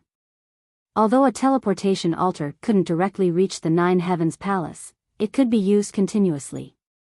This was the same route the old patriarch used to go to the 9 Heavens Palace. "Brother, you've read the old patriarch's memories, you should know how he's going to deal with Gao Xiaolong, right?" Fire Lotus suddenly asked. When Gao Xiaowei heard this, she immediately looked at Qin Feiyang nervously. Qin Feiyang glanced at Gao Xiaowei and shook his head. "I don't know." "Don't know?" Fire Lotus was stunned. She looked at the smile on Qin Feiyang's face, then glanced at Gao Xiaowei, and immediately understood. She was deliberately toying with Gao Xiaowei. As expected. After hearing Qin Feiyang's reply, Gao Xiaowei immediately frowned and said, "How can you not know after reading the old patriarch's memories? Perhaps I was careless and didn't retrieve any memories related to this." Qin Feiyang said seriously. "How could you be so careless? Gao Xiaowei said angrily. She even believed Qin Feiyang's nonsense. This has nothing to do with me. Why should I care so much? Qin Feiyang looked at her indifferently, then stepped onto the altar. Fire Lotus held back her laughter and followed behind Qin Feiyang. Gao Xiaowei chased after them and said angrily, "How can you be like this? Haven't you heard of the saying, when you help someone, help them to the end?" Accompanied by Gao Xiaowei's angry voice, the three of them appeared in the air above a desert. In the desert, a sandstorm filled the sky. One after another, terrifying auras made one's hair stand. Obviously. In this desert, there were many terrifying fierce beasts hiding. However, Qin Feiyang didn't stop. Activating another altar, he left the desert and appeared in the air above an ice field. The cold wind was biting cold, bone-piercing. "Not there yet?" Fire Lotus asked. "Soon." Qin Feiyang took out another altar. Throughout the entire process, Qin Feiyang activated a total of 10 altars. Finally, a vast mountain range entered their line of sight. In the mountain range, there were overlapping mountains and old trees with roots. And at the end of the mountain range, there was a vast sea that stretched as far as the eye could see. In the mountains, the torrential rivers were connected to the sea. Ferocious birds and ferocious beasts soared and roared in the forest. Here, there were green mountains and clear waters, waterfalls could be seen everywhere. The environment was quite good. However, danger lurked everywhere. Because the fierce beasts here were generally at the war god and monarch level. Even Qin Feiyang even felt an existence that surpassed the monarch level. And at the peak of the tallest mountain in the mountain range. That giant mountain was more than 10,000 zhang tall. The peak of the mountain was covered in white fog. In the fog, an ancient stairway to heaven could be vaguely seen. Qin Feiyang looked up at the peak of the mountain and said, "The 9-heaven palace that the old patriarch knew ended here." Fire Lotus said, "You mean, the old patriarch only came here?" "That's right. According to his memories, the stairway to heaven at the peak of the mountain leads to the 9-heaven palace. Although the entrance is right in front of you, other than the disciples of the 9-heaven palace, everyone can only stop here. Whoever dares to trespass will be killed without mercy." Qin Feiyang said. "Then what should we do?" Gao Xiaowei looked helplessly at Qin Feiyang. If they couldn't enter the 9-heaven palace, they wouldn't be able to contact her big brother, Gao Xiaolong. Qin Feiyang said, "Wait for me here, I'll go up and take a look." "Then you have to be careful," Fire Lotus warned. Qin Feiyang nodded and soared into the sky, flying towards the mountain peak. At the same time, he took off his universe ring and put it in his clothes. He also took out a set of shabby clothes from his universe bag and put them on, pretending to be a country boy who had never seen the world. This way, if the people of the 9-heaven palace asked, he could pretend not to know. The mountain peak. It was as if a giant axe had flattened it, and it was paved with a layer of black stone bricks that had been there for a long time. The stairway to heaven was located in the middle of the mountain peak, slanting upwards, extending into the clouds. Qin Feiyang landed on the mountain peak and immediately saw an old man in white sitting cross-legged beside the stairway to heaven, motionless like a stone statue.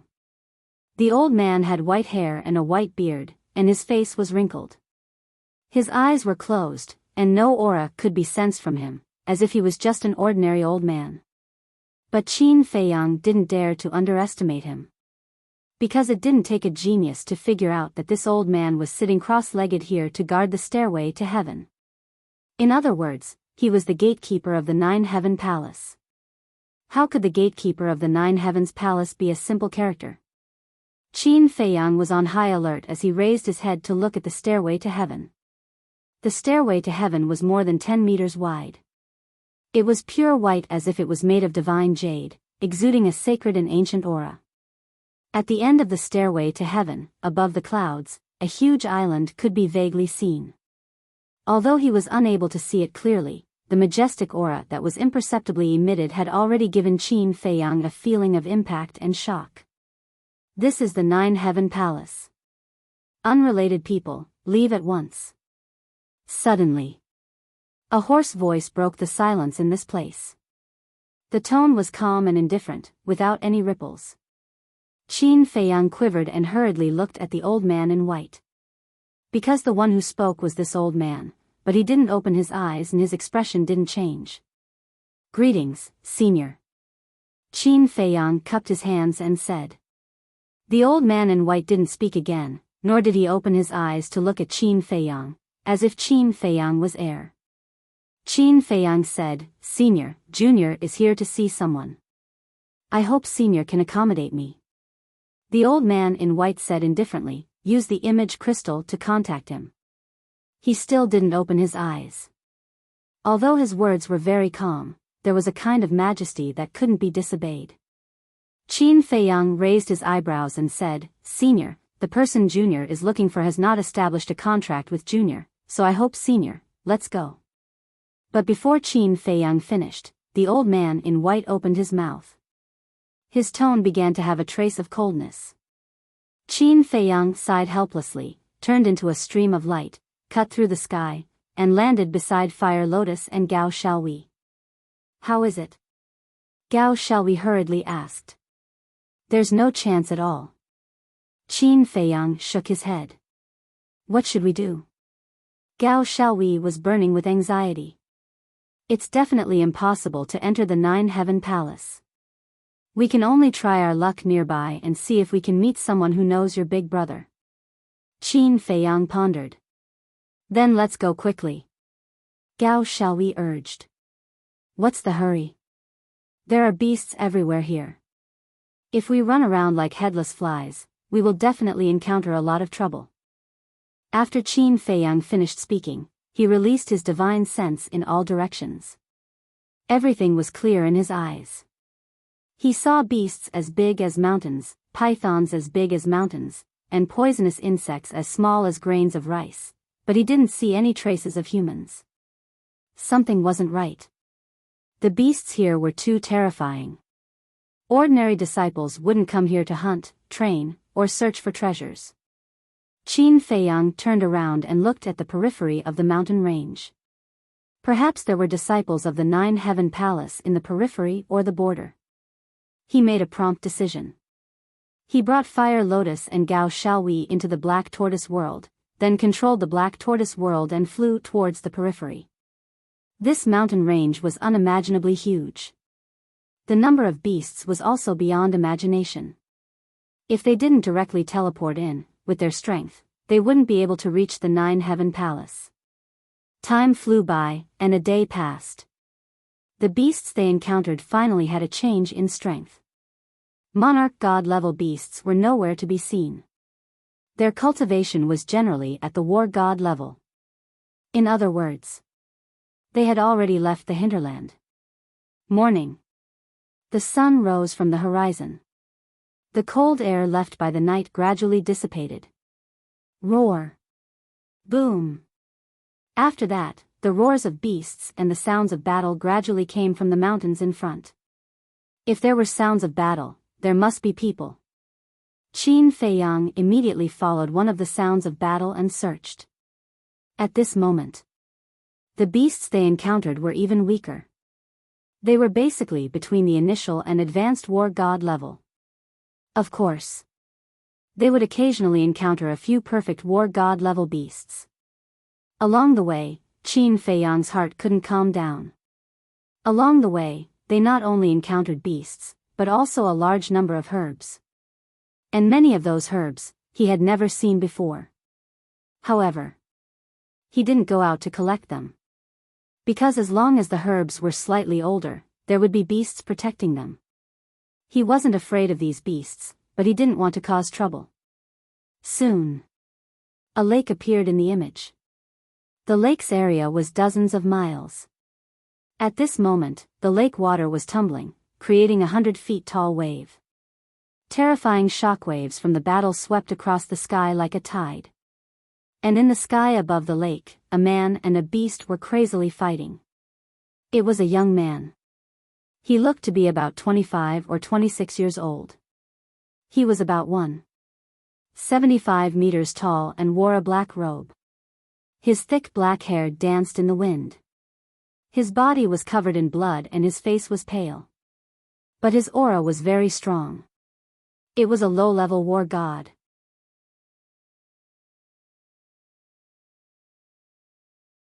Chapter 1940. The black-clothed youth's strength was already not bad, but the beast's aura was even stronger than the black-clothed youth's. It was a water serpent. Its body was several hundred meters long and covered in scales. Its two large eyes were filled with a terrifying light. Cultivation level, advanced war god. Even so, the fire serpent's body was covered in wounds and many of its scales were broken. Even the horns on its head were broken. Blood was pouring out like rain. Obviously. All of this was caused by the black-clothed youth. Unbelievable. A low-level war god human was able to fight to a draw with an advanced-level war god serpent. Fire Lotus murmured. Gao Xiaohui said in surprise, he's a disciple of Nine Heaven Palace. Disciple of Nine Heaven Palace? Qin Feiyang and Fire Lotus were slightly stunned. They turned around and asked Gao Xiaohui suspiciously, how did you know? Look at the left side of his chest. There's a Fire Lotus tattoo there. That tattoo is the symbol of Nine Heaven Palace. Gao Xiaohui said. Fire Lotus tattoo? Qin Feiyang and Fire Lotus looked at the black-clothed youth again. Looking carefully, there really was a Fire Lotus tattoo on the youth's clothes. But because his clothes were torn and had blood stains, they didn't notice it before. Disciple of Nine Heaven Palace, Qin Feiyang pondered for a while, then looked at Gao Xiaohui and smiled, then he might know your big brother. But just as he finished speaking, Qin Feiyang suddenly thought of something. He looked at the Fire Lotus tattoo on the black-clothed youth's chest again. Wait. Why does this tattoo look so familiar? He looked at the Fire Lotus on the side.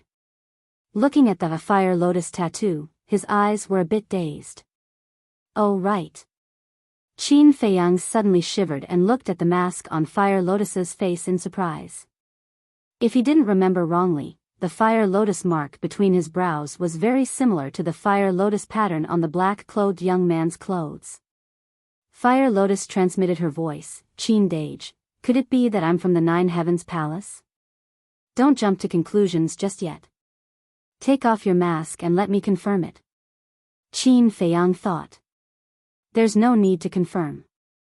I've taken a closer look. The two Fire Lotus patterns are exactly the same. Fire Lotus said. Exactly the same, Qin Feiyang murmured. Was Fire Lotus really from Nine Heavens Palace? Then what was her status in the Nine Heavens Palace? My head hurts, suddenly. Fire Lotus hugged her head, her face contorted as she howled in pain. Obviously. She was thinking about the past. Seeing that, Qin Feiyang's face changed. He grabbed onto Fire Lotus and said, don't think about it anymore.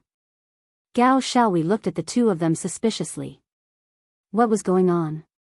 After a long while, Fire Lotus finally calmed down. Looking at the Fire Lotus pattern on the black-clothed young man's clothes, her eyes were filled with confusion. When I refine the undead barrier breaking pill, your memory will naturally recover, so don't think too much about it now. Qin Feiyang comforted her secretly. All right. Fire Lotus nodded her head. Outside.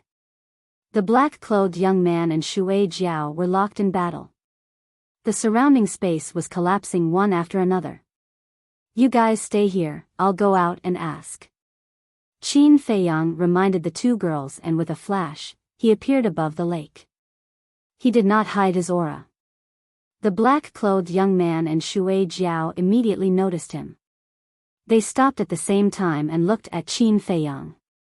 Qin Feiyang coughed dryly, a friendly smile appeared on his face, and he walked towards the black-clothed young man.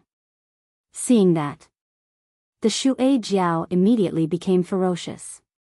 Looking at the black-clothed young man, it roared, you despicable human, you actually have a helper. Boom! Then it raised its huge tail and smashed it towards the black-clothed young man. The black-clothed young man's face changed and he quickly shouted, "Wait, I don't know him at all." "If you don't know him, why would he smile at you?" The Shui Jiao roared and its huge tail crazily swung down. The black-clothed young man was also very depressed, but now was not the time to think too much. Divine power surged out and he threw a punch at the huge tail. Boom! The man and the beast were equally matched in strength. After the collision, they were both sent flying, blood flowing out. Looking at this scene, Qin Feiyang's expression was rather stunned. The black-clothed young man looked at Qin Feiyang and shouted, "No matter who you are, stay away from us first, in case this beast says that I called for a helper." "Okay." Qin Feiyang was stunned and nodded in response. He stepped aside, crossed his arms, and watched quietly. "Did you see that? If he was called by me, how could he just stand there and not attack?" The black-clothed young man looked at the Shui Jiao and said. The Shui Jiao stabilized its huge body, glanced at Qin Feiyang, and attacked the black-clothed young man again. The bloody battle between the man and the beast began again. The Shui Jiao's cultivation was higher than the black-clothed young man, but it could not suppress the black-clothed young man. It even showed signs of being defeated. The more Qin Feiyang watched, the more puzzled he became. The black-clothed young man did not use a divine art or a divine artifact, but why could he suppress the Shui Jiao whose cultivation was higher than his? Suddenly, Qin Feiyang noticed that there was something fishy about the hands of the black-clothed young man. He observed carefully, and a look of realization gradually appeared in his eyes. The black-clothed young man was indeed wearing a pair of gloves, but that pair of gloves was different from other gloves. The gloves were as thin as cicada's wings and the color was exactly the same as the skin. If one did not have the ability to observe carefully, they would not have noticed. It seems that it is also a divine artifact, otherwise it would not be able to withstand the power of the Shui Jiao. Qin Feiyang murmured. The strength of a beast was naturally stronger than that of a human. Especially this kind of water dragon that was closest to a divine dragon. Its physical strength was enough to suppress a human of the same realm. And now, the Shui Jiao was gradually suppressed by the black-clothed young man, which meant that the gloves were at least a middle-grade divine artifact. Bang! Bang! Bang! The man and the beast seemed to have some kind of agreement. Not only did they not use a divine art or divine artifact, they did not even activate their fighting souls. It was a battle of physical strength. About a few hundred breaths later, the Shui Jiao was losing more and more. What is going on? I have the body of a flood dragon, but I can't even defeat a mere human. The Shui Jiao roared. A human's physical body and strength are not to be underestimated. The black-clothed young man snorted and attacked more fiercely. The Shui Jiao looked at the black-clothed young man who was imposing and looked at Qin Feiyang who was watching coldly from the side. The Shui Jiao roared unwillingly and turned around to escape. "Don't go. We have an agreement. Are you trying to go back on your word?" The black-clothed young man was stunned and hurriedly shouted. "You even called your helper. What's the point of talking about an agreement?" The Shui Jiao said without looking back. The black-clothed young man said angrily, "I have said that I did not call him here. I don't know him at all. If you don't know him, why would he listen to you and retreat to the side just because you asked him to? Don't think that I am a fool. This emperor will not let go of today's debt. Just you wait." The Shui Jiao sneered and quickly disappeared into the vast mountains. Damn it, damn it. The black-clothed young man flew into a rage. He turned around and glared at Qin Feiyang. "Who are you? Why did you run out? Do you know that I was just one step away from winning?" Qin Feiyang was innocent. The black-clothed young man took a deep breath and tried to calm down. He looked at Qin Feiyang expressionlessly. "Speak, what do you want?" Qin Feiyang smiled. "Brother, don't be angry. I don't have any other intentions. I just want to ask you about a person. Who? The black-clothed young man was suspicious. Gao Xiaolong. Qin Feiyang said. Gao Xiaolong? The black-clothed young man was stunned and shook his head. I don't know him. The black-clothed young man turned around and flew in the direction the Shui Jiao had escaped. Qin Feiyang quickly chased after him. He is also a disciple of your Nine Heavens Palace. There are countless disciples in the Nine Heavens Palace. If he isn't famous, who would know him? I still have things to do. Don't follow me. The black-clothed young man shouted impatiently. Qin Feiyang couldn't help but feel helpless.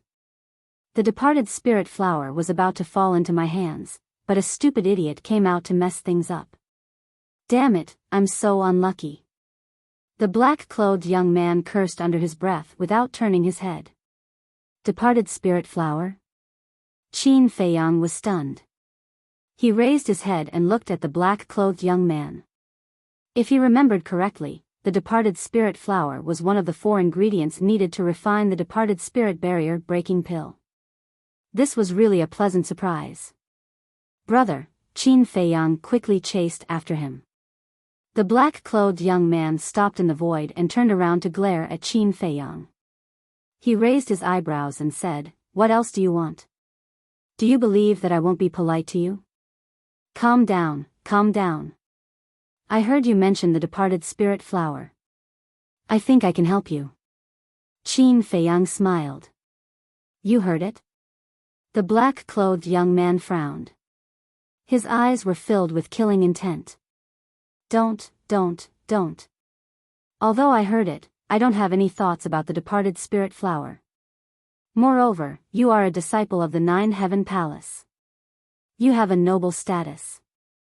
Even if I have thoughts about it, I wouldn't dare. Qin Feiyang laughed. At least you have some self-awareness. The black-clothed young man smiled coldly. He shook his head and sighed. However, you can't help me because the departed spirit flower is in the hands of the water serpent. It's just a water serpent. Just kill it. Qin Feiyang said. The water serpent was only a god of war in the greater success stage. He could easily kill it alone. However, when he heard Qin Feiyang's words, the black-clothed young man's expression changed. He hurriedly said, "You can't kill it." You can't kill it? Qin Feiyang was startled. He asked suspiciously, "What do you mean?" The water serpent's strength isn't that great, but its parents are very strong.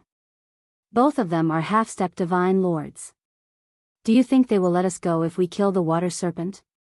The black-clothed young man sighed. I see. Qin Feiyang nodded. Therefore, we can only use our wits to get the departed spirit flower. I had an agreement with it. We won't use any divine techniques, divine weapons, or battle souls. If it loses to me, it will give me the departed spirit flower. I was about to succeed, but in the end, you messed it up. Don't you think I'm angry? The black-clothed young man glared at Qin Feiyang and said angrily. It's my fault. It's my fault. Qin Feiyang nodded. He felt guilty.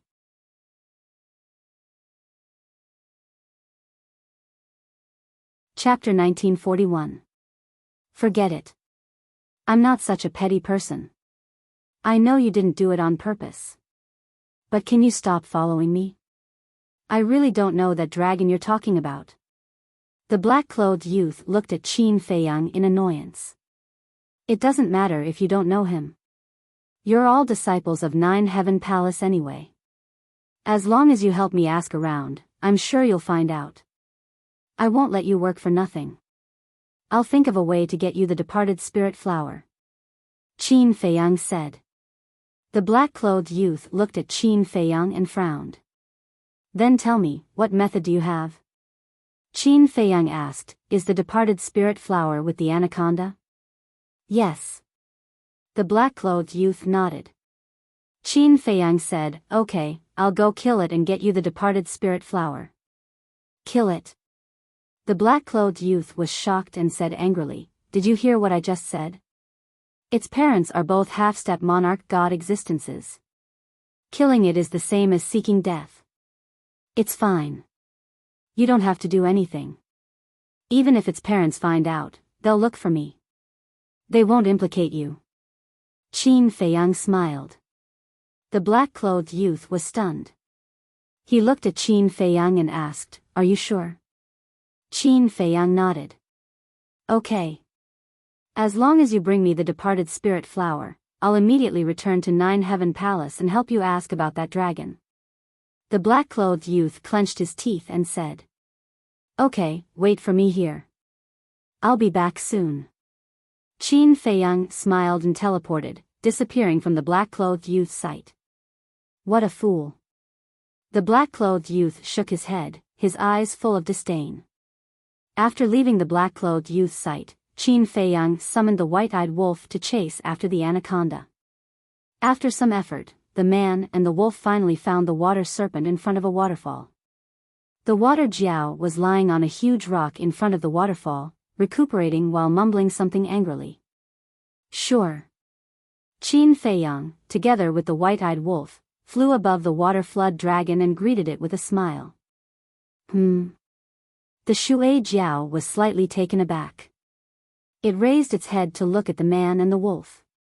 It didn't pay any attention to them at all.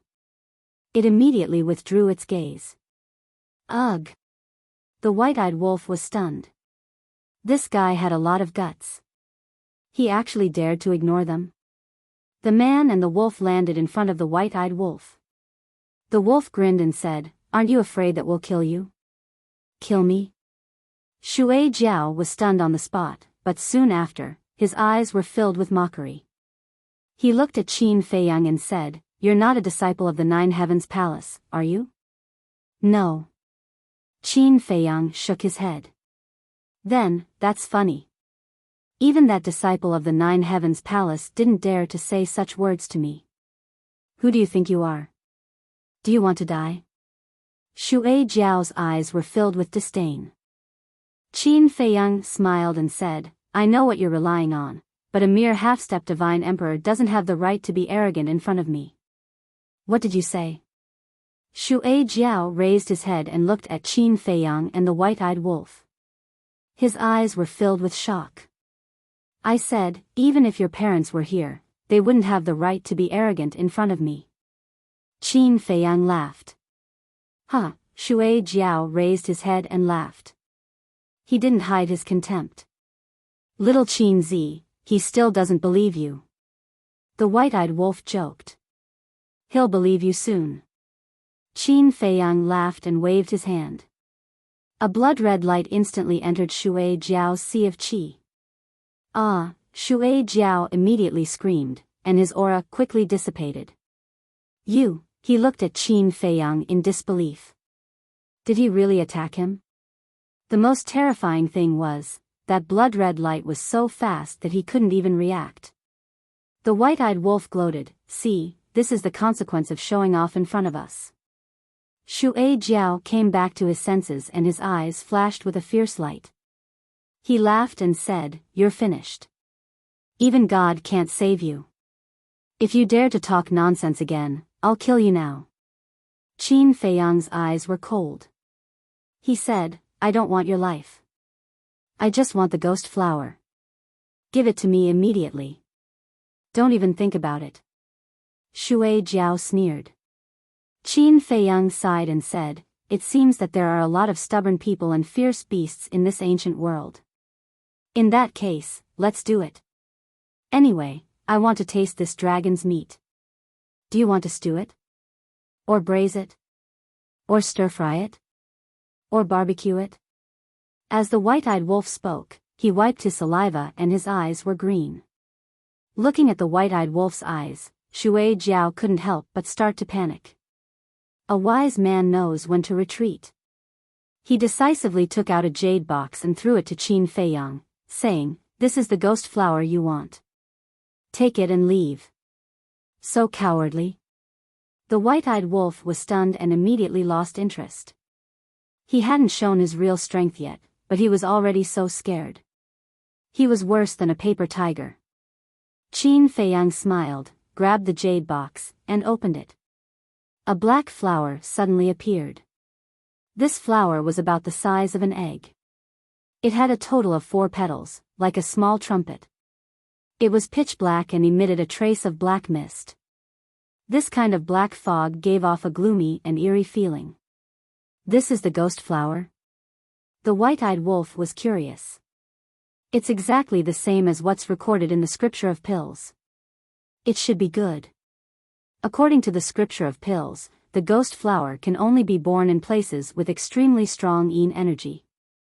In other words, places like cemeteries or 10,000 burial mounds. Therefore, the ghost flower is an item of extreme yin energy. If it's not refined and consumed directly, it will take one's life. Qin Feiyang said. Then, this thing can't be touched? The white-eyed wolf swallowed his saliva. Qin Feiyang said, so, you'd better keep your thoughts to yourself and don't have any ideas about this ghost flower. Did I? The white-eyed wolf was stunned and laughed dryly. It seems like you didn't, but what are you thinking now? I know very well. Qin Feiyang rolled his eyes. Seeing that his thoughts were seen through, the white-eyed wolf smiled embarrassedly. Qin Feiyang put away the jade box and looked at Shui Jiao. Where did you find this ghost flower? I don't know. Shui Jiao turned his head away. Boom! A terrifying murderous aura roared out of Qin Feiyang's body. He said word by word, I must know. Little Qin Zi, why do you care so much? The white-eyed wolf was puzzled. There's something you don't know. Death fruit, ghost wood, and the ghost flower are all items of extreme yin energy. Therefore, the place where the ghost flower is born is likely to have death fruit and ghost wood. Qin Feiyang transmitted his voice. I see. The white-eyed wolf nodded and stared at Shui Jiao. Tell us, and we'll leave immediately. But if you dare to be stubborn, we'll stew you now. Why am I so unlucky to meet 2 bastards who don't care about their lives? Shui Jiao wailed and said helplessly, I don't know where the ghost flower came from. You don't know? Qin Feiyang raised his eyebrows. I really don't know. Some time ago, I killed a disciple of the 9th Heaven Palace. I found the ghost flower in his interspatial ring. Shui Jiao said. Hearing this, Qin Feiyang smiled helplessly and looked at the white-eyed wolf. Let's go. The man and the wolf rushed into the sky. Suddenly, Qin Feiyang stopped again and looked down at Shui Jiao. In fact, the person who fought with you just now used some tricks. Otherwise, you would have defeated him with your strength. What tricks? Shui Jiao was stunned and said angrily. He was wearing a pair of gloves. I think it should be a middle-grade divine artifact. After saying this, Qin Feiyang didn't stay any longer.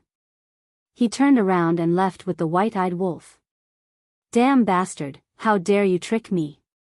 Just you wait. The water flood dragon immediately frowned and became extremely angry. Achoo! Above the lake.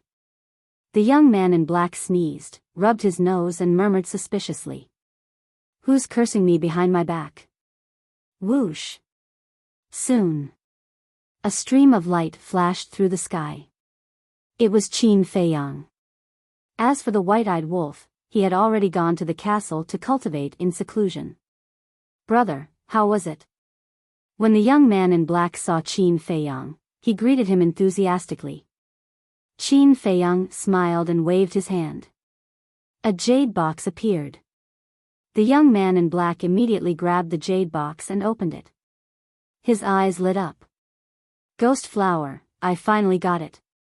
The young man in black was extremely excited. Qin Feiyang asked calmly, Brother, what do you want this ghost flower for? Nonsense, of course it's to exchange for soul stones. You don't know, but in the 9th Heaven Palace, 1 ghost flower can be exchanged for 100 soul stones. The young man in black said with a burning gaze. Exchange for soul stones? Qin Feiyang was slightly taken aback. Wouldn't this be a bit of a waste? Soul stones were very important. But the ghost flower was so rare that it could be said to be a rare treasure. How could he exchange it for soul stones? All of a sudden, he had an idea and smiled. Brother, how about this? I'll give you 100 soul stones and you'll give me the ghost flower? The young man in black was stunned and asked in surprise, You have 100 soul stones? Yes. Qin Feiyang nodded. You're not joking, right? How can someone as poor as you have soul stones? The young man in black frowned. Ugh. Qin Feiyang was stunned. He sized himself up and could not help but chuckle bitterly in his heart. Previously, when he went to Ninth Heaven Palace, he deliberately dressed up. Therefore, his current image was indeed worthy of the word poor. To be honest, brother, although I'm not that rich, I've worked hard to save some soul stones over the years. If you're willing to exchange, I'll give you soul stones right away. Qin Feiyang said. The young man in black hesitated for a moment and nodded. Alright, since you're the one who snatched the ghost flower, I might as well give it to you instead of letting those old guys from Ninth Heaven Palace benefit. I'll exchange with you. Thank you. Qin Feiyang cupped his fists and smiled. Entering the ancient castle, he took out 100 soul stones and handed them to the young man in black. The young man in black was surprised. You have a spatial divine item? This little brother is untalented, I came across one by chance, but it's just an ordinary spatial divine item, not worth mentioning. Qin Feiyang waved his hand and smiled. Not worth mentioning? The corner of the young man's mouth twitched, shaking his head with a bitter smile. Brother, I'm a disciple of Ninth Heaven Palace, but I can't even compare to a country bumpkin like you are. After he finished saying those words, he received the soul stone and handed the jade case to Qin Feiyang. Qin Feiyang took the jade box and cupped his fists. Then I'll have to trouble brother with Gao Xiaolong's matter. It's a small matter. The young man in black waved his hand, opening an altar and stepping onto it. Qin Feiyang also followed him onto the altar. What are you doing here? The young man in black looked suspiciously at Qin Feiyang. I'll wait for you outside the Ninth Heaven Palace. Qin Feiyang smiled. That's good, I don't have to run around. The young man in black smiled. When the two of them arrived near the Ninth Heaven Palace, the young man in black turned into a streak of light, flying up the stairway. Qin Feiyang stood on the mountain peak, looking at the young man in black's back with a smile in his eyes. You're tuning into the Biyao's Wuxia Chronicles YouTube channel. Don't forget to subscribe and join us on this journey to catch the most captivating stories.